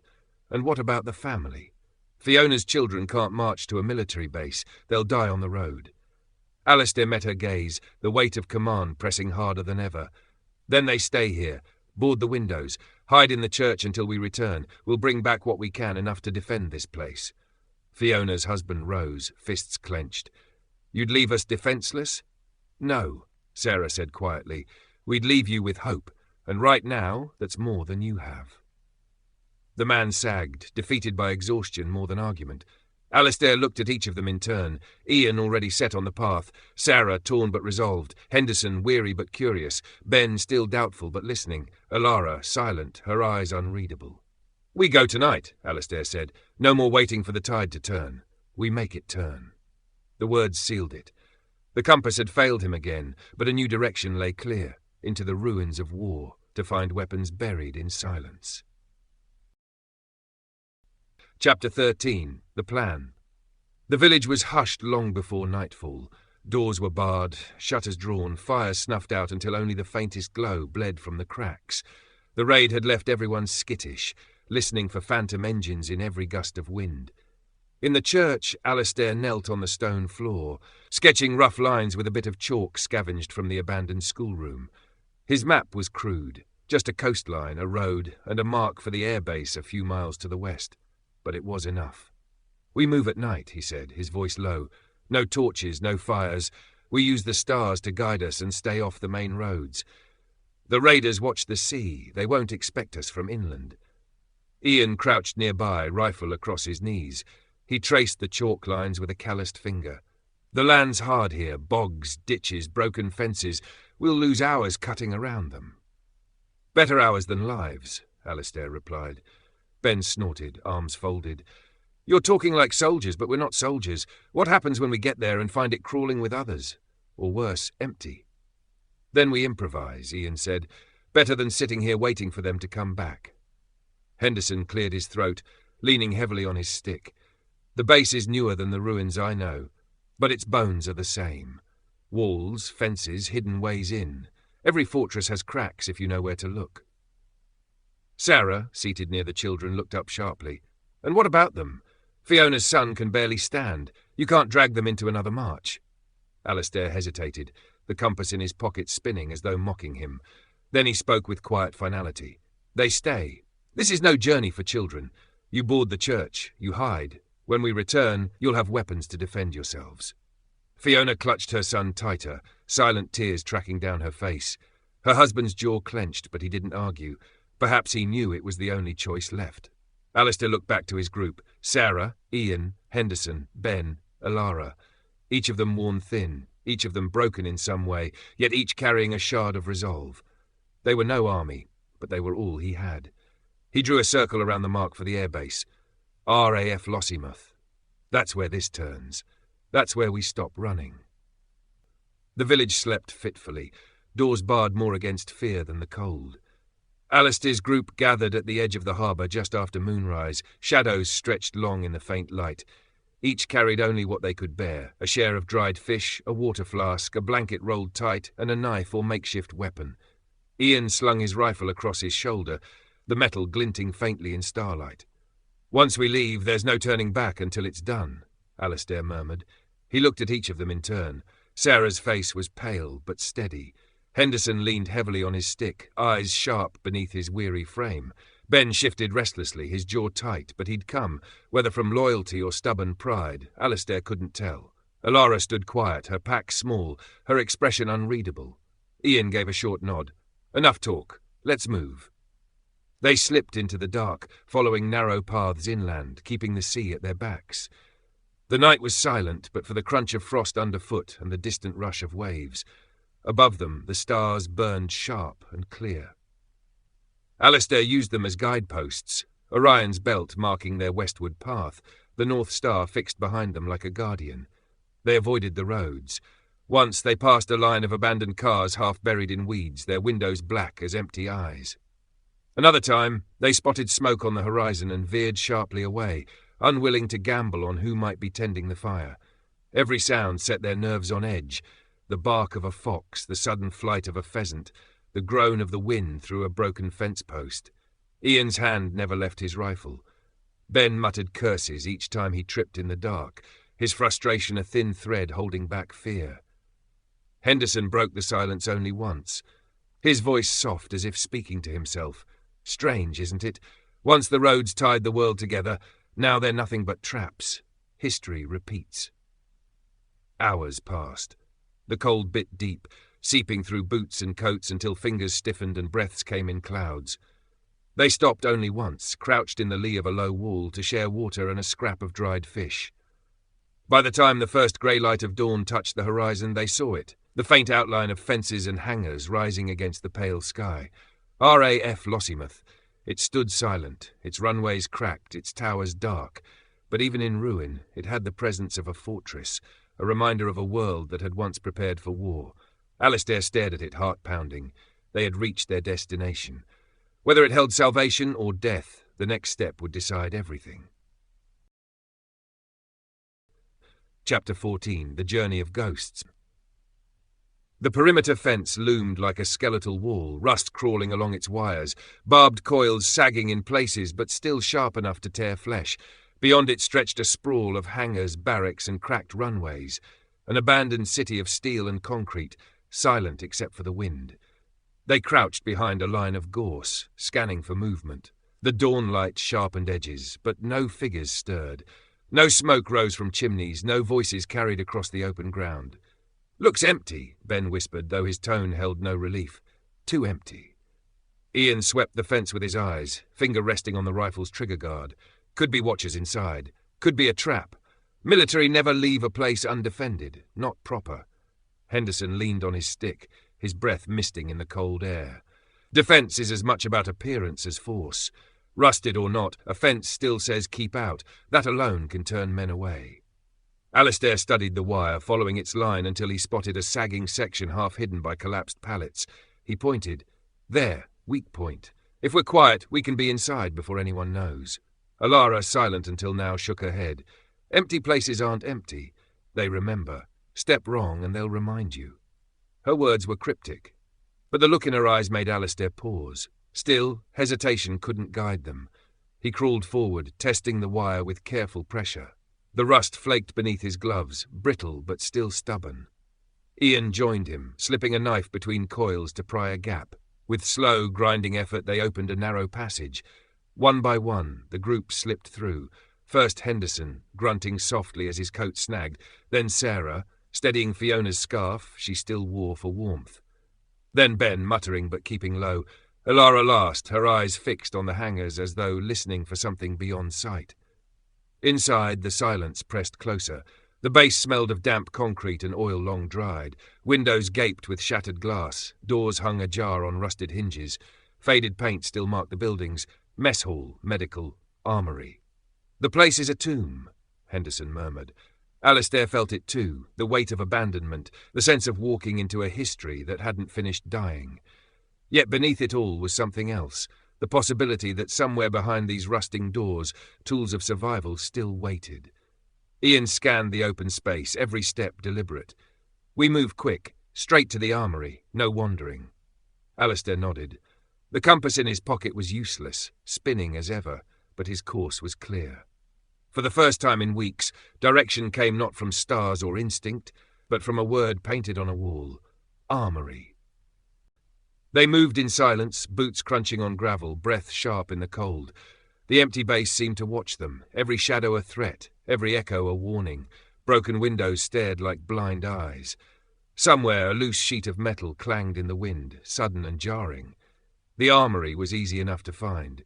A squat concrete block, its walls thicker than the others, its door a slab of reinforced steel streaked with rust. Above it, faded letters still clung stubbornly to the wall. Armory. Ian tested the door first, pressing a shoulder against it. It didn't shift. He rapped it with his knuckles, the dull thud confirming what they all suspected. Locked. Properly. Ben stepped forward, running his hands over the corroded hinges, the dead keypad fixed beside the frame. His eyes flicked with something almost like hunger.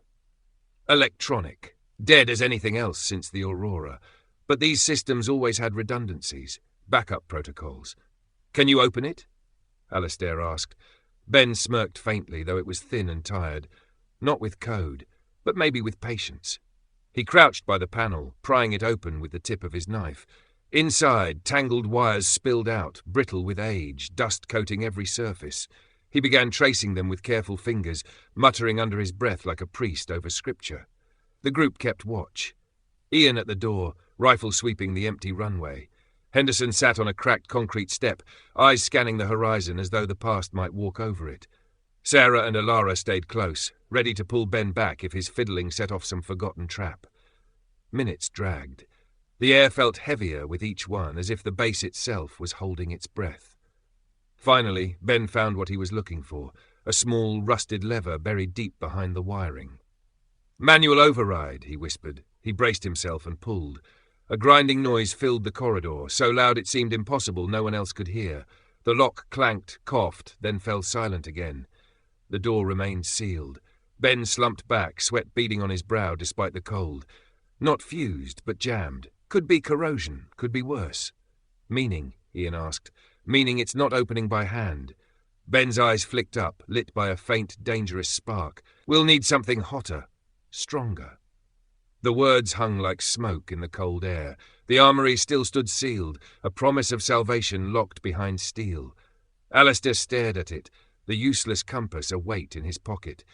The old world had barred its treasures well, but if they wanted to survive, they would have to break its locks. Chapter 15. The Abandoned Fortress. The armory door loomed over them, immovable, as if mocking their desperation. For a long while no one spoke. The grinding echo of the failed override still seemed to hang in the air. At last Ian broke the silence. "We'll not open it bare-handed. Place like this, there'll be workshops, maintenance bays, somewhere they kept tools for keeping planes in the air." He nodded toward the sprawl of hangars. "If the armory won't give, maybe the base will." Alistair gave a single nod. "Then we search. Quietly, no splitting up further than sight." They moved deeper into the heart of the base. The hangars were vast shells, cavernous and echoing, their steel ribs streaked with rust. Old aircraft hulks sat in silence, stripped of parts, wings skeletal, their paint blistered by weather and neglect. Moss crept across the concrete floor, and water pooled in cracks where the roof had given way. Ben drifted toward one of the hulks, his fingers brushing over the dead cockpit glass. "All this technology," he murmured, "all this brilliance, and it's just bones now." "Bones are still useful," Ian said. He kicked at a pile of rusted tools. "Question is whether any of this lot still has teeth." It was Ilara who found the service shed, half collapsed under a roof beam, but still sheltering shelves of forgotten equipment. They forced the door open and slipped inside. Dust rose in a choking cloud, disturbed for the first time in years. Ben's eyes lit the moment he saw it. An old oxyacetylene cutting torch, the hoses coiled like sleeping snakes, the cylinders heavy with dust. He dropped to his knees beside it, hands already working over the valves and connections with the reverence of a craftsman. "It's old," he said, half to himself, half to them. "But it's not dead. If there's gas left, I can make it work." Ian eyed the cylinders doubtfully. "And if there's not?" "Then we wasted a trip," Ben replied, a hint of defiance sharpening his tone. "But if there is, that door's not a fortress anymore. It's just steel waiting to be cut." Alistair watched him, remembering the man who had once clung to a dead phone as though it held the world. Now his hands were black with grease, his eyes alive with something close to hope. Sarah crouched beside him, cautious. "Be careful. We can't afford accidents." Ben's laugh was short and bitter. "Accidents are all we've had since the sky burned. Maybe it's time one worked in our favour." Ben dragged the cylinders into the open, coughing as dust billowed around him. His hands moved with surprising certainty, testing valves, clearing grit from the nozzle, tightening couplings with a spanner he scavenged from the shed. The others stood back, watching with a mixture of doubt and quiet hope. Ian kept his rifle across his knees, eyes sweeping the hangars, every nerve wired for trouble. Sarah stayed close to Fiona's scarf, still tied around her pack, her hands restless as though bracing for wounds that hadn't yet come. Henderson leaned on his stick, studying Ben as though trying to reconcile the sullen man they'd travelled with and the fixer now coaxing life from dead machinery. At last, Ben straightened. "There's pressure, not much, but enough." His voice trembled slightly, not with fear, but anticipation. He struck the flint, and with a hiss and a cough of sparks, the torch flared to life. A sharp, bright flame roared in the dimness, searing against the damp air. The sound filled the shed, startling after so much silence. For a moment no one moved, the flame reflected in their eyes like a conjured miracle. "Bloody hell," Ian muttered. "Didn't think you had it in you." Ben smirked faintly, sweat shining on his brow. "I told you. New world, old tools. This'll cut steel like butter." Alistair felt the weight in his chest shift, hope mixed with dread. The armory's door could be breached now, but the torch was loud, its roar impossible to hide. Sound would carry across the base, maybe further. We'll need lookouts, he said. Ian, take the roof of the barracks. Henderson, the corner of the mess hall. If anyone moves out there, we need warning. And if the raiders here? Sarah asked, her face pale in the glow. Then we finish faster, Alistair replied grimly. He glanced at the torch, its flame bright against the dark concrete. No turning back now.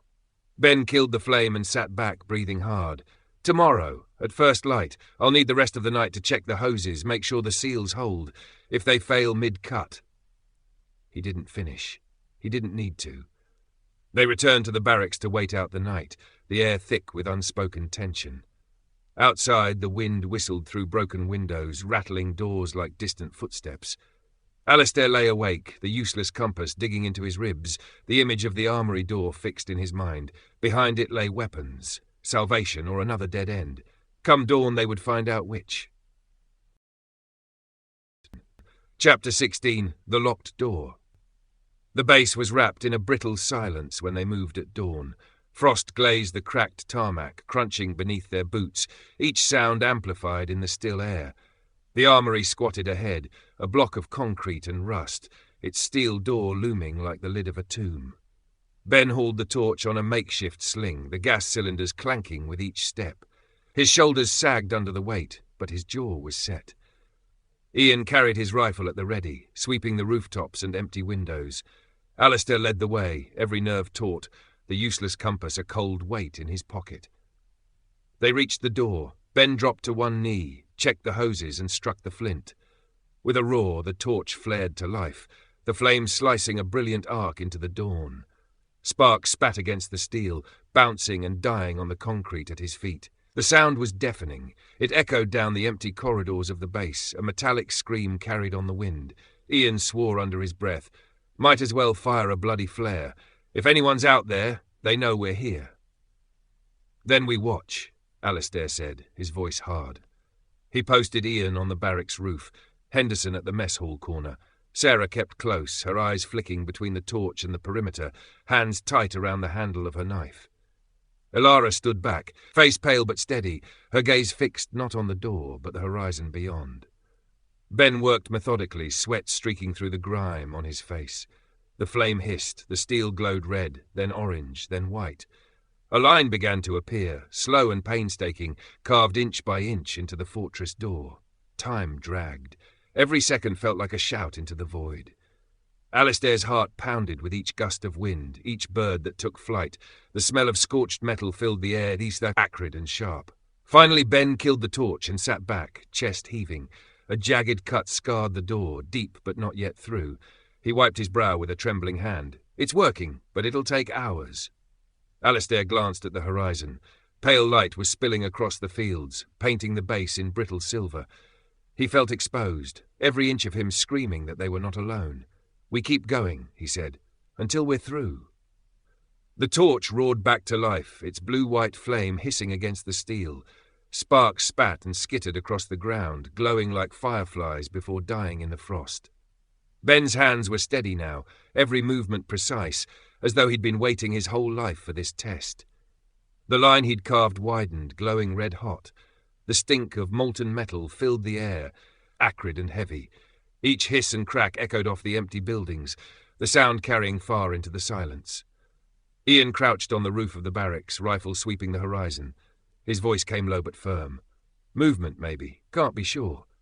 Alistair tensed. Where? North fence. Could have been wind, could have been eyes. Alistair forced his breathing slow, though his heart thudded like a drum. Stay sharp. If they're here, they've heard us already. Below, Sarah pressed a cloth against her mouth, coughing against the fumes. Henderson shifted restlessly, his eyes scanning the empty runways as though expecting ghosts to rise from the cracked tarmac. Elara stood still as stone, her hands clasped tightly, watching the torchlight flare against the armoury door. The cut deepened. Ben adjusted the angle, sweat pouring down his temples despite the morning chill. His voice rasped with strain. Another 10 minutes, maybe 15. Ian's voice cut in again, sharper this time. No mistake now, shadows moving along the hangar line. Alistair's blood chilled. Raiders? Other scavengers?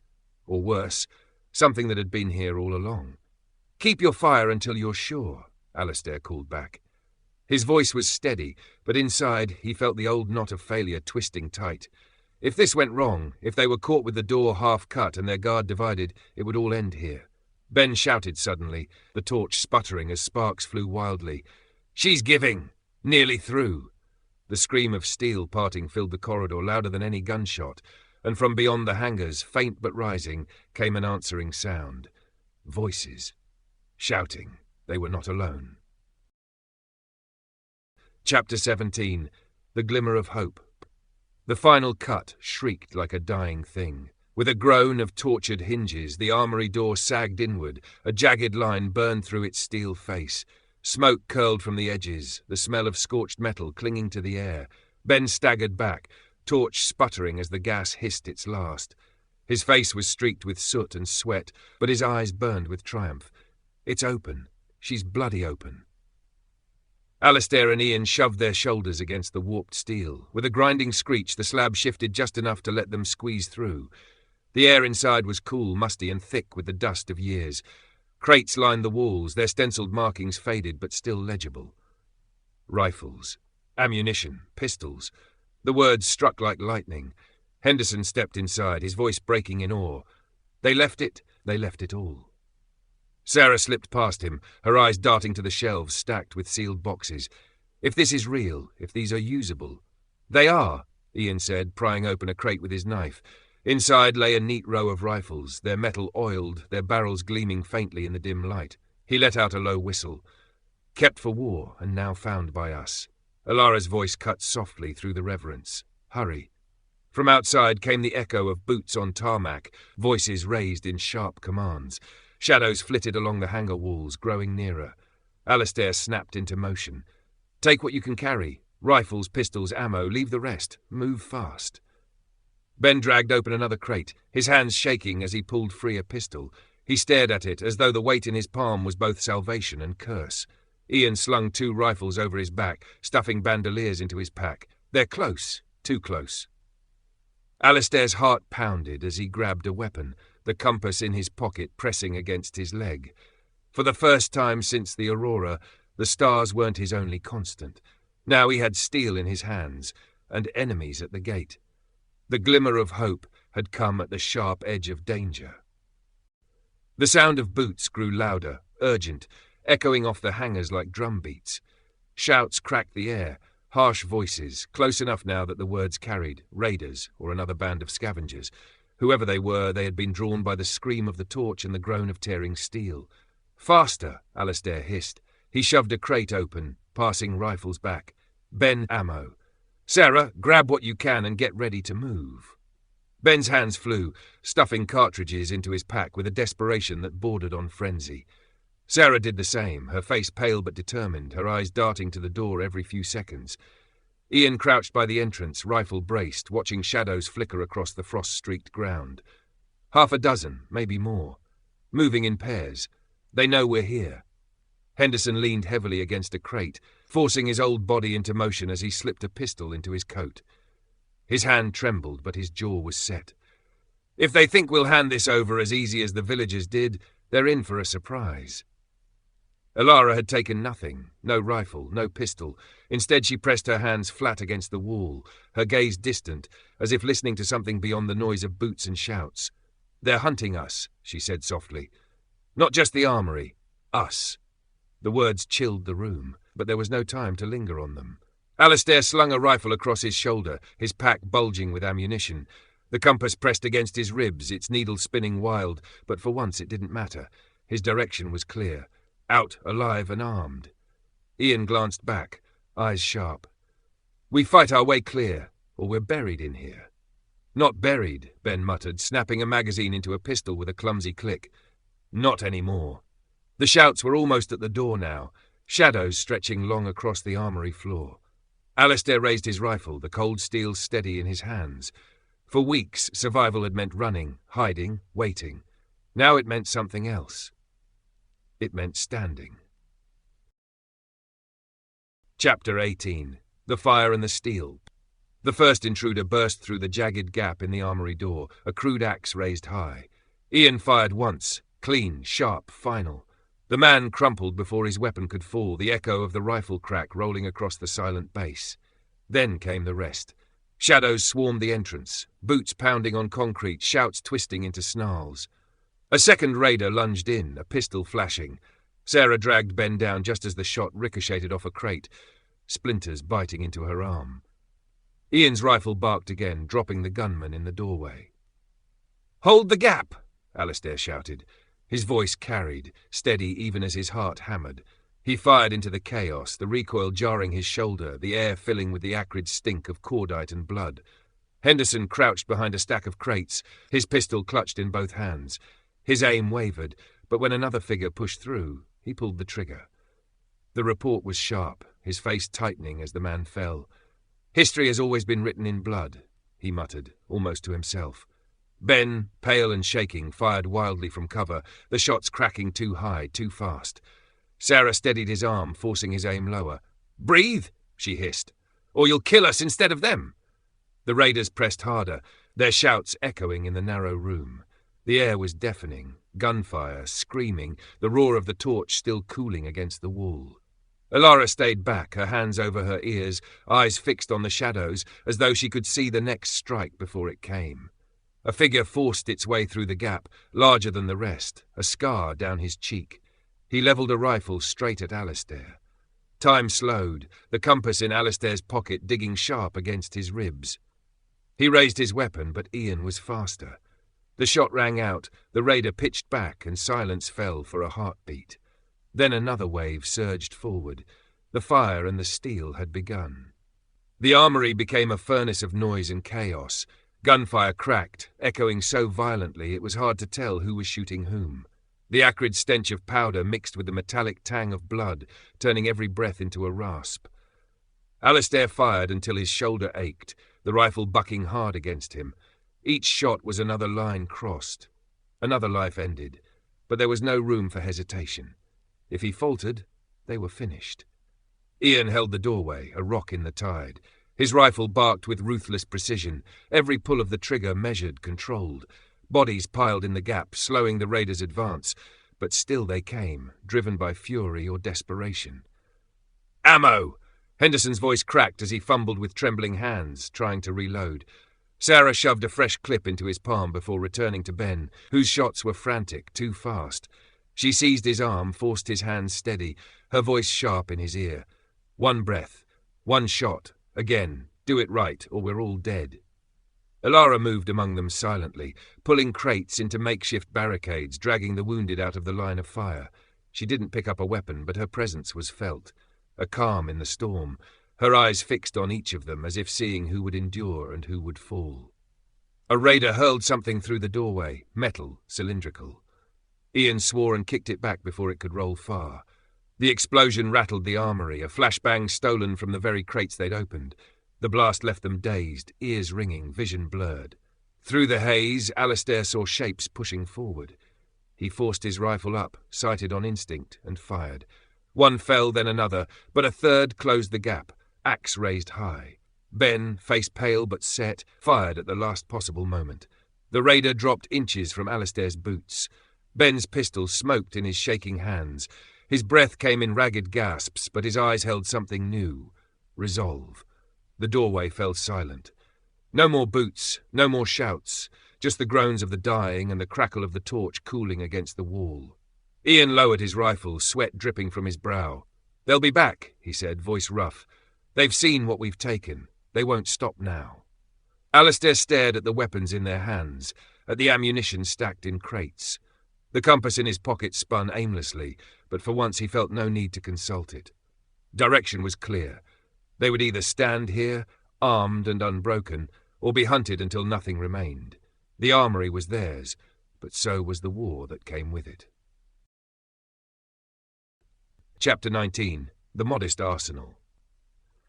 When the echoes of battle faded, silence crept back into the armory. Only the hiss of the cooling torch and the groans of the dying disturbed the stillness.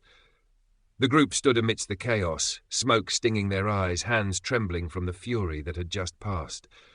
Alistair lowered his rifle slowly, the weight of it suddenly immense. He had killed again. He didn't know how many, but his chest burned with something that wasn't just shame. It was grim necessity. Survival. Ian crouched at the doorway, scanning the runway for movement. Nothing stirred but the gulls circling above. He wiped his brow with the back of his sleeve, leaving a smear of soot across his face. They'll fall back, regroup. This isn't over. Sarah moved briskly, tending to Henderson, who had a shallow graze along his arm. Her hands shook, but her voice remained steady. "You'll live," she told him. "We all will if we keep our wits." Ben stood in the middle of the room, staring at the pistol in his hands. His knuckles were white around the grip. When Alistair touched his shoulder, he flinched, then muttered, "I hit one. I actually hit one." His eyes were wild, disbelieving. "You did what had to be done," Alistair said firmly. "That's all." They turned their attention to the crates. Ian prized another open with his knife, revealing rifles in neat rows, each coated in a thin sheen of oil that had kept them from decay. Ammunition was stacked high, far more than any of them could carry. 14 rifles, Ian counted, his voice flat, 17 pistols, and flashbangs, 5 of them. He held one up, its casing dull but intact. Old stock, but they'll do the job. Sarah frowned. "Enough to fight them?" Ian shook his head. "Enough to make them think twice." Alistair ran a hand over the crates, feeling the promise of steel and powder beneath his palm. Modest, yes, but compared to what they'd faced before, bare hands, knives, one rifle, it was an arsenal. The first true advantage they'd had since the world had gone dark. Alara's voice broke the moment. "Weapons are not enough." She stood apart, her gaze fixed on the bodies cooling at the doorway. "Weapons can kill, but what keeps people alive is purpose." Alistair met her eyes, steady and calm. "Then we have both." They worked quickly, knowing the silence wouldn't last. The armory's riches were too heavy, too vast to carry in one journey. Choices had to be made. Ian took command of the task, his voice clipped and practical. 2 rifles each, maximum. Pistols for sidearms, as much ammunition as your pack will bear. The rest stays until we can come back with a cart or something stronger. Ben's hands shook as he loaded spare magazines into his bag, but his jaw was firm now, his earlier panic tempered by grim resolve. "We'll need to hide the rest," he muttered. "If they push back in and find the crates wide open, they'll take what we can't." "Agreed," Alistair said. He pulled an old tarpaulin from the corner, spreading it across the remaining crates. Alara helped him, moving in silence, her eyes lingering on the dead raiders piled near the entrance. Sarah paused in her work to glance at the bodies. "We can't leave them here. Not like this. The stench will carry, and worse, it marks the armory." Ian shook his head. "No time for graves. Drag them outside, far enough from the door. Let the gulls take them." His tone was cold, but not cruel. Together they hauled the bodies into the open, laying them in a ragged row on the cracked tarmac. The gulls descended almost immediately, their shrieks slicing through the still morning air. Henderson muttered a short prayer under his breath, his stick tapping against the concrete as if marking the cadence of old rites. Back inside, Alistair ran one last check. 14 rifles, 17 pistols, 5 flashbangs. It wasn't the arsenal of legends, but it was enough to shift the balance, enough to turn prey into defenders. When they were ready, Ian gave a short nod. "We move now. The village will need time to train, and the raiders will not wait long to return." Alistair slung his rifle, feeling its weight settle against him. For weeks, the compass in his pocket had spun useless, mocking his failure to guide. Now at last he felt direction, not north, not south, but forward, toward defence, toward resistance. As they left the armory, Alara lingered at the threshold, her hand brushing the scarred steel. "This door took blood to open," she whispered. "It will take more to keep what lies beyond." Alistair heard her words and did not argue. He knew she was right. Chapter 20. The Anchor Holds. The journey back to the village was a march of silence. Packs sagged heavy with rifles and ammunition, boots crunching on frost-hardened ground. Every shadow along the hedgerows seemed alive, every bird call a warning, yet no raiders came. By the time the coastline reappeared, the group was exhausted but unbroken. Lossiemouth lay ahead, its harbour quiet, the sea beyond flat and grey. Smoke curled from a few chimneys, cautious fires rekindled after the terror of the raid. Villagers emerged as they approached, eyes widening at the sight of the weapons slung over their shoulders. Murmurs rippled through the crowd, disbelief giving way to a fragile spark of hope. Alistair led them straight to the church. Inside, under the cold light filtering through cracked stained glass, he laid the rifles across the altar. The steel gleamed in silence, stark against the worn wood. "These aren't trophies," he said, voice steady though weariness dragged at his bones. "They're tools. We have a choice now. Hide and wait for them to come back, or stand and make this place worth defending." The old fisherman stepped forward, his weathered hands trembling as they hovered over a rifle. "I held one of these once," he murmured. "During the war. Thought I'd never touch one again." Sarah stood beside him, her voice calm but firm. "Then it's time you remembered. All of us must. We don't need to be soldiers. We only need to protect our own." Ian leaned against a pillar, rifle across his chest. "They'll be back soon. Days, maybe less. We can't turn farmers into fighters overnight, but we can give them teeth. We can give them a chance." Ben dropped a crate of ammunition onto a pew with a thud. His face was pale, his eyes shadowed, but there was steel in his voice.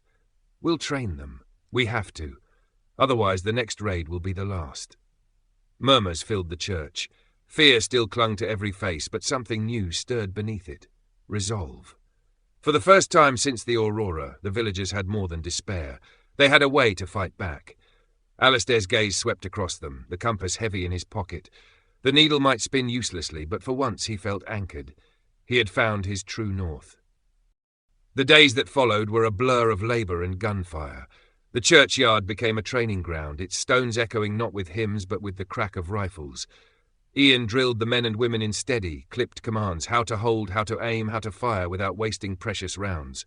"Slow," he barked. "Breathe, then squeeze. A bullet wasted is a life wasted." The villagers, clumsy at first, began to find rhythm. Old fishermen steadied their hands as if casting nets. Farmers braced their rifles the way they once swung scythes.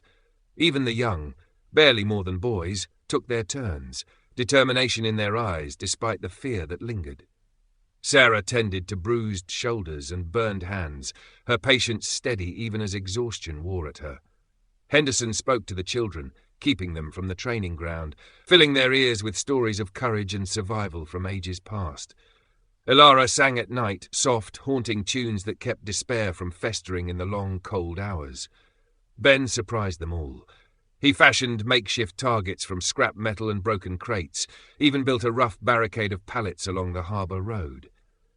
"If they come this way," he muttered, hammering nails with blistered hands, "we'll make them pay for every step." Alistair watched it all, his chest heavy with the weight of command. The compass in his pocket spun still, its needle chasing nothing. Yet as he stood among the villagers, guiding their practice, answering their questions, he felt no need for it. He had become the point they fixed on, their anchor in a world adrift. One evening, as the last light faded over the sea, Ian joined him at the harbour wall. The older man's eyes swept the horizon, where the water lay calm but deceptive. "They'll come," Ian said, "stronger, angrier. But we've sharpened them, Alistair. These folk may not be soldiers, but they won't scatter like before." Alistair nodded, though his jaw tightened. "Hope's a fine thing, but it's steel that will keep them alive." Ian's smile was grim. "Aye, and now we've got both." The gulls wheeled overhead, their cries sharp against the darkening sky. Out on the horizon, the sea lay quiet, but both men knew it was only a matter of time before it brought war back to their shore. Chapter 21. The Second Tide. The sea announced them before the horizon did. Alistair felt the vibration first, a thrum through the harbour stones that set his teeth on edge. He'd been sleeping in snatches, boots on, rifle within reach, but the sound pulled him to his feet like a wire. Dawn was a grey smear behind the clouds, gulls circling low as if they, too, could sense the change. Ian was already on the seawall, coat snapping in the wind. He didn't look at Alistair when he spoke. Engines. Bigger load than last time. Church bells, long silent, gave two hard peals. Ben's signal from the steeple. Villagers spilled into the lanes with a new kind of movement. They no longer ran in panicked circles. They flowed to places they knew. Pallet barricades along the harbour road. Rope trip lines laid at ankle height. Nets cut from old trawlers strung between posts to choke a charge. Firing positions behind crates and broken walls. Every head turned once to the sea, once to Alistair, then disappeared into duty. Alara stood near the church door, binding a red cloth around Sarah's upper arm, their field mark to tell friend from foe in the confusion to come. "You remember the plan," Alara said, not quite a question. Sarah nodded, jaw set. "Triage behind the vestry. No heroics." She squeezed Alara's wrist. "You keep the children below the nave. Doors barred until the bell rings 3 times." The first outline of the trawler shouldered past the headland, bulkier than memory, its deck stacked high. Another followed, smaller, hugging the larger's wake. 2 boats now. Alistair's stomach tightened, then settled into a cold, useful line. "We hold the harbour mouth," Ian said. "Make them fight for every cobble." Alistair lifted the field glasses Ben had scrubbed back to life. He caught the leader on the foredeck, the same scarred face, now shadowed by a watch cap. The man raised his megaphone, but the engine drowned him out. This time there would be no terms. Ben slid down the church roof and dropped lightly beside them, breath fogging. "Flashbangs set, harbour mouth and first lane, on your nod." "Not until they're ashore," Alistair said. "We blind them when they think we're blinded." Ian passed him a battered whistle. 1 short, they breached the lane. 2 short, fall back to the square. 3 long. He didn't finish. He didn't need to. Henderson appeared with a string of boys trailing him, each lugging a bucket of seawater to soak the sack screens they'd hung against sparks. He thumped his stick once on the flagstones, a general's baton in old hands. "History says siege favours the patient. Let them hurry into our patience." The trawler throttled down. Gangplanks clattered, boots hit wood, then stone. The villagers did not scream this time. They breathed. Alistair lifted his hand. "Now," he said, and the village vanished into its plan. Ben's first flashbang clanged off the cobbles with a bright metal skip. It burst in a sheet-white roar that slapped the air flat. The lead raiders reeled, cursing, rifles lurching skyward. From the flanking alleys, the first controlled shots cracked. Single, purposeful reports, Ian's drills made real. 2 men folded. The others ducked hard into the nets they hadn't seen until they were in them. "Hold your fire," Ian barked down the line. "Pick targets. Make them count." The smaller boat disgorged its men toward the lanes where the pallet wall waited. Alistair lifted the whistle, drew breath, then stopped. On the trawler, amid the confusion, he caught motion that didn't fit the rhythm of an assault. A boy, no more than 15, hauling a crate with both hands. Another, thin as a fence post, clutching a pistol like a talisman. The raiders had brought hunger with them, and it had pressed children into uniforms that didn't fit. He lowered the whistle a fraction. The choice lodged like a stone behind his ribs. Break them hard now, or leave mercy and risk another day's blood. Ian's voice cut the moment. "Alistair." He nodded once, decision made, and blew 1 short blast. Barricade crews shifted. The harbour road became a funnel of wood and rope and angles. Ben hurled the second flashbang into the churn. White light bloomed again. The villagers' fire walked out in careful beats, not a volley but a sowing of the front with pain. The scarred leader steadied on the gangplank, megaphone abandoned, mouth shaping orders. Alistair could now read at distance. Flank left, push the alley, burn them out. He pointed toward the church. Alistair blew 2 shorts. "Square if they push that lane," he called, and hands relayed it without panic, a message become muscle. "Left flank!" Sarah shouted, not hiding in the triage, but hauling a wounded fisherman behind the water-soaked screen. "Henderson, with me!" A raider broke through the first net, knife flashing. Ben met him at the pallet wall. Months ago he would have flinched. Today he braced, shoved the barrel through a gap and fired once, clean. The man dropped. Ben blinked hard, then reset his stance and covered the gap for the next. The harbour filled with noise, the slap of waves against hull, the crack and echo of guns, the ragged curses of men learning they'd misread a village. Through it all, Alistair moved the line by inches, the way he'd once edged a ship through a crowded channel. Pressure here, a held breath there, patience everywhere else. The compass in his pocket spun against his thigh with each step, a small private madness. He let it. "Ready the last light," he told Ben between shots. "Last one," Ben said, voice raw. "Then make it count." The leader saw the shift too late. He drove his strongest men at the alley, expecting collapse. Instead, the barricade held, then swung wide like a gate, and the lane bloomed white with Ben's final flare of thunder. When the after-image burned away, the villagers' sights were already laid. "Now," Ian murmured. And they did. The raiders wavered. For the first time since the Aurora, Alistair saw doubt in the eyes of men who had built their power on other people's fear. The second boat's helmsman glanced seaward, measuring risk against pride. "Push them to the water," Alistair said quietly, "but do not chase." Some orders are harder than courage. The villagers obeyed anyway. On the trawler's deck, the scarred leader found Alistair's face across the churn of distance. For a long heartbeat, neither man moved. Then the leader slashed a hand through the air, a signal to cut ropes, to cast off. Engines revved, gangplanks scraped back aboard. The raiders stumbled in a ragged retreat, leaving two of their own tangled in net and pallet and silence. The trawler swung its bow to sea. "Hold," Ian warned, as fingers tightened on triggers along the wall. "Let them go." Boats shrank to smudges. The engine's thrum faded. The only sound left was the hard breathing of men and women who had finally refused to be prey. Alistair lowered the glasses and let his shoulders drop, just once. "First tide turned," Ian said. "For now," Alistair answered. But even in the caution, something steadier lived. Behind them, the church bell rang once. Sarah's signal. Wounded, but alive. Alistair touched the pocket where the compass spun and felt, for the first time, its weight without its claim. Smoke drifted low over the harbour, thin and bitter, but it was not the black column of burning homes, only the sting of fired powder and rope, singed by flash. The gulls settled in wary circles, their cries tentative, as if even scavengers needed permission to return. "Count," Ian said, voice stripped to the iron underneath. Names moved along the wall, passed from mouth to mouth. 2 villagers wounded badly, 4 grazed, no dead. Someone sobbed with the complicated relief that follows the worst that didn't happen. Across the cobbles, 2 raiders lay still. Another groaned, tangled in net and pallet, blood dark at his thigh. A boy, 15 maybe, knelt beside him, hands raised, pistol discarded, eyes blown wide with the shock of still being alive. Ben lowered his rifle first. "Don't run," he said, breath ragged. "Don't." The boy didn't. He stared at the barrel, then at the faces around him, and found no mercy there, only attention. It was different. Mercy could be thrown away. Attention asked for account. Sarah and Ilara carried basins and cloths out from the vestry, sleeves rolled. "Ours first," Ian began, and Sarah cut him with a look that brooked no argument.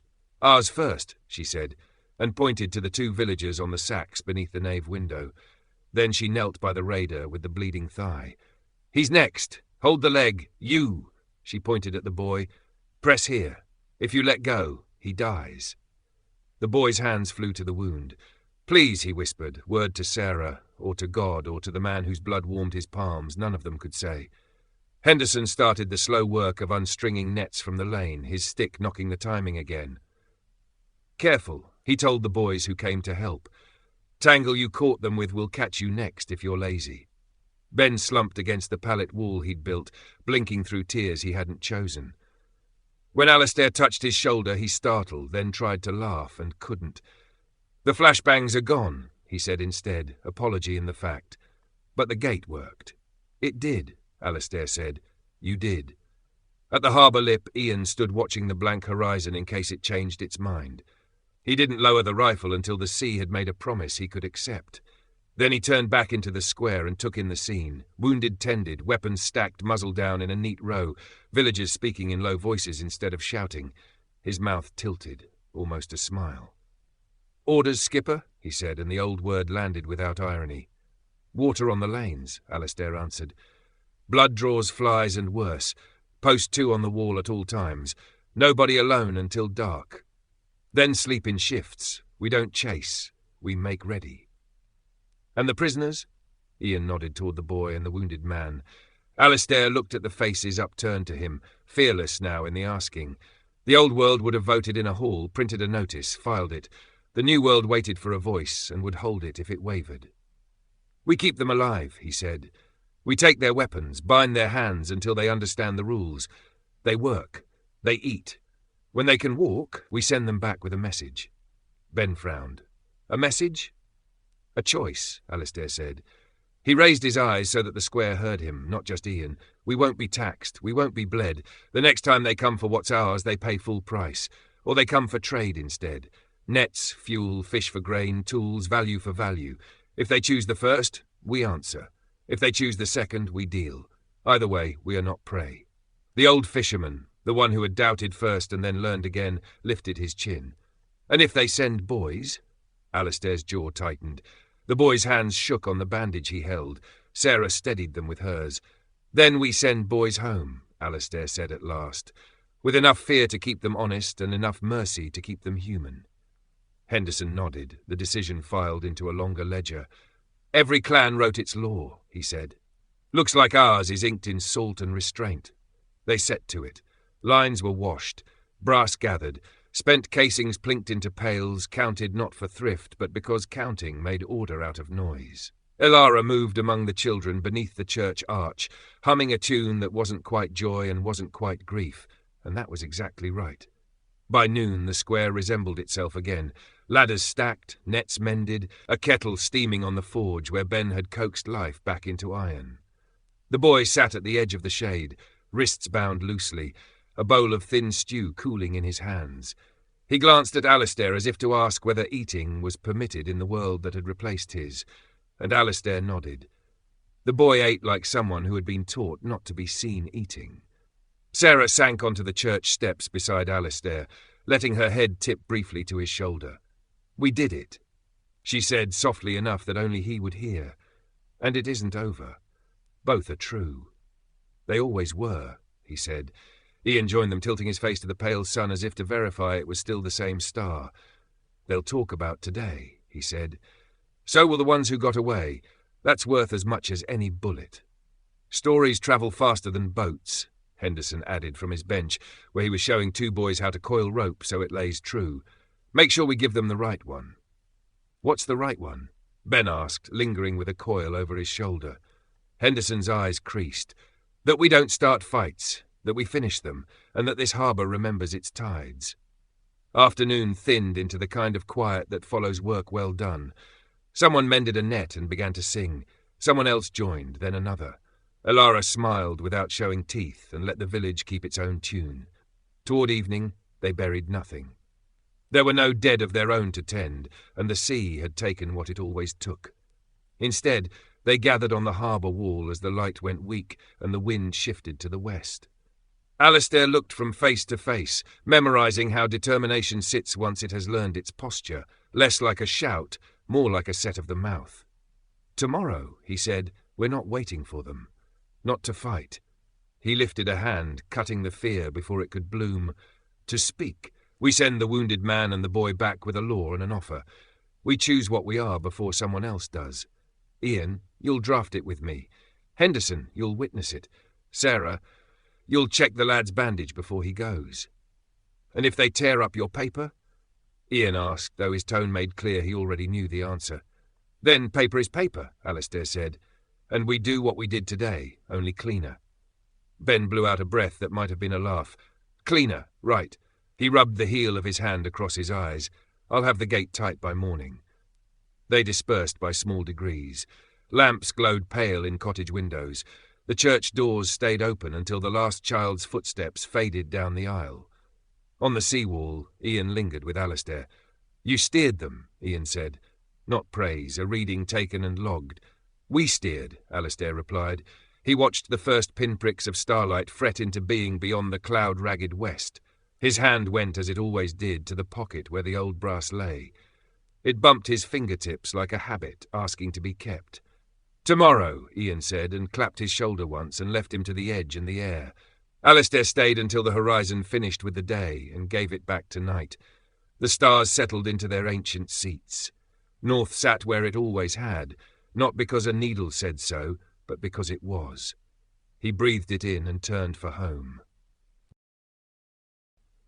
Chapter 22. The Law of the Harbour. The morning broke clear, the sea a hammered sheet of grey-blue beneath a rising wind. The village gathered in the square, every face turned toward the church steps where Alistair and Ian stood with the prisoners. The raider boy kept his head down, a rough bandage around his temple where Sarah had cleaned the greys. The older man leaned on a stick, his leg bound, eyes narrowed with the bitterness of someone forced to swallow another's mercy. Both had been fed, clothed enough to stand, and now bound loosely at the wrists. On the church door hung a single scrap of paper, torn from an old ledger and inked in a steady hand by Henderson. It bore 10 simple lines, a law as spare and hard as the village that had written it. The harbour law. 1. This harbour belongs to those who live in it. 2. We trade value for value. 3. We do not raid, nor will we be raided. 4. Mercy is given once. Abuse it, and it ends. 5. Children are not weapons. 6. No one starves alone. 7. No one fights alone. 8. Those who work eat. 9. Those who harm answer. 10. The sea remembers. Henderson's voice carried as he read it aloud, slow and deliberate, his stick tapping the rhythm of each line. When he finished, silence lay over the square, broken only by the sound of the waves against the harbour wall. Alistair stepped forward. His rifle was slung across his back, but his presence held the square as firmly as if it were raised. "You will carry this to your people," he told the older prisoner. "Not a threat, a choice. Trade with us or leave us. If you come with fire and blades, you'll find the same waiting. If you come with fish or grain, you'll find hands ready to meet you. That's the law of this harbour now, written, witnessed." The man spat once into the dust, then looked up at Alistair with something that wasn't quite contempt. "And if my captain laughs at your paper?" Ian stepped down one stair, rifle loose but ready. "Then he'll be laughing at his grave. You saw the wall. You saw the nets. Next time, you'll not be alive to walk away with a message." The boy's voice cracked suddenly, thin but fierce. He'll listen. He has to. All eyes turned to him. He flushed but did not look away. "We're hungry. Always hungry. He says the only way is to take, but if there's another..." His words faltered, but the hope in them did not. Alara crossed the square and laid a hand lightly on the boy's shoulder. "Then carry that hope with you. The sea is wide enough for trade." The villagers murmured assent, low but firm. The law was theirs now, as real as the rifles stacked by the church door. Ian cut the boy's bonds and pressed a folded copy of the law into his hand. "Go, and remember what was given, because it will not be given twice."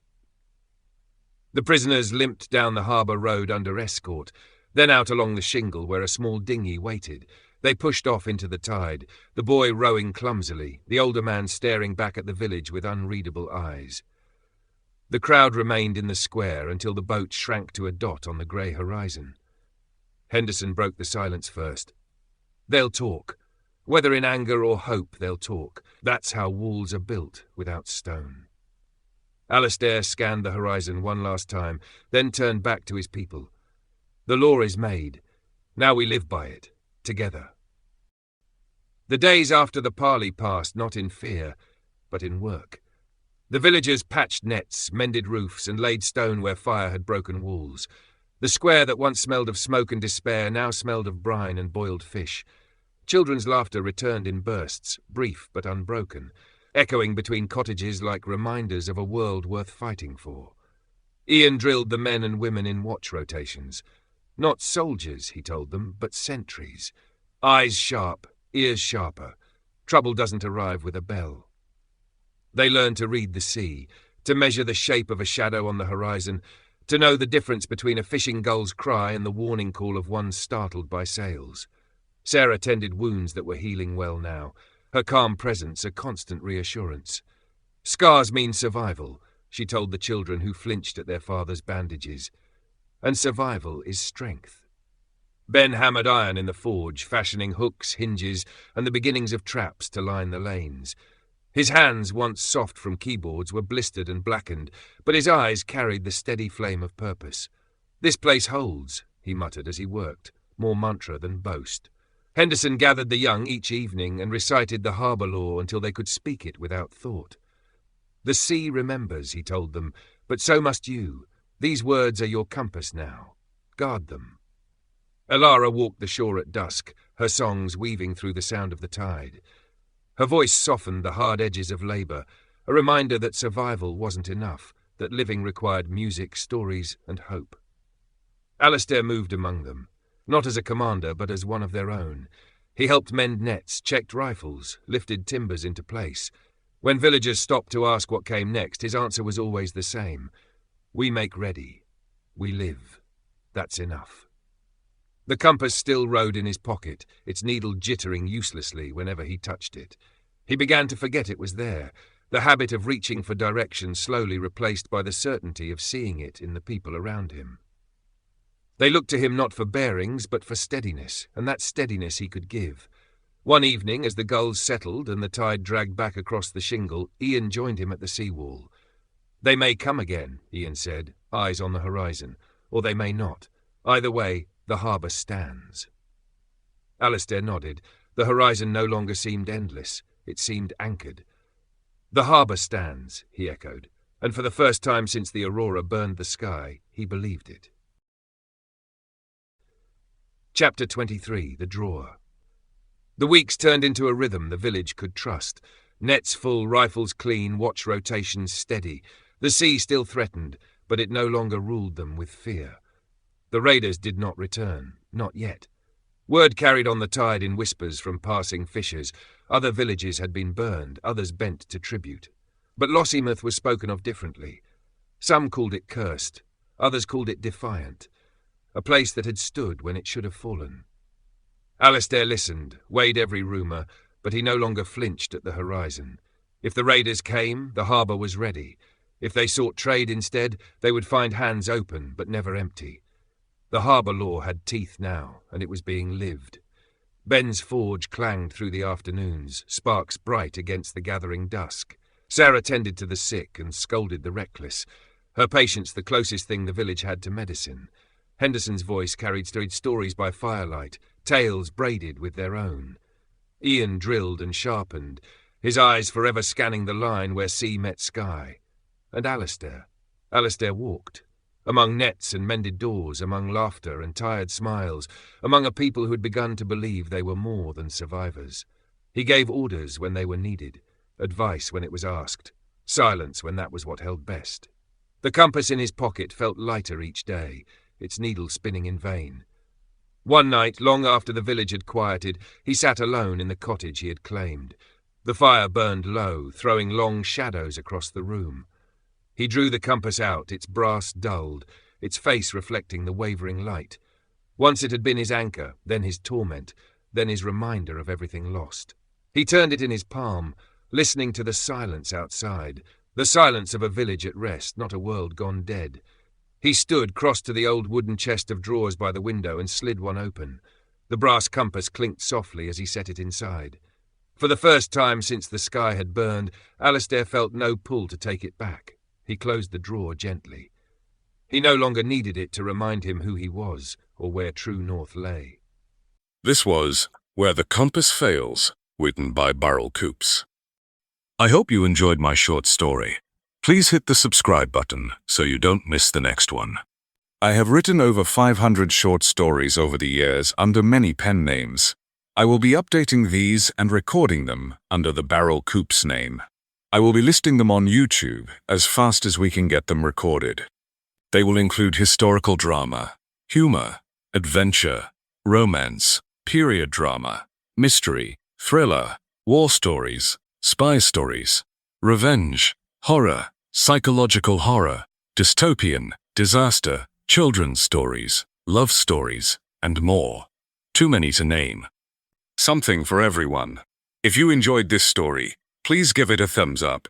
It helps others find my channel. Until next time, thank you for listening to the end.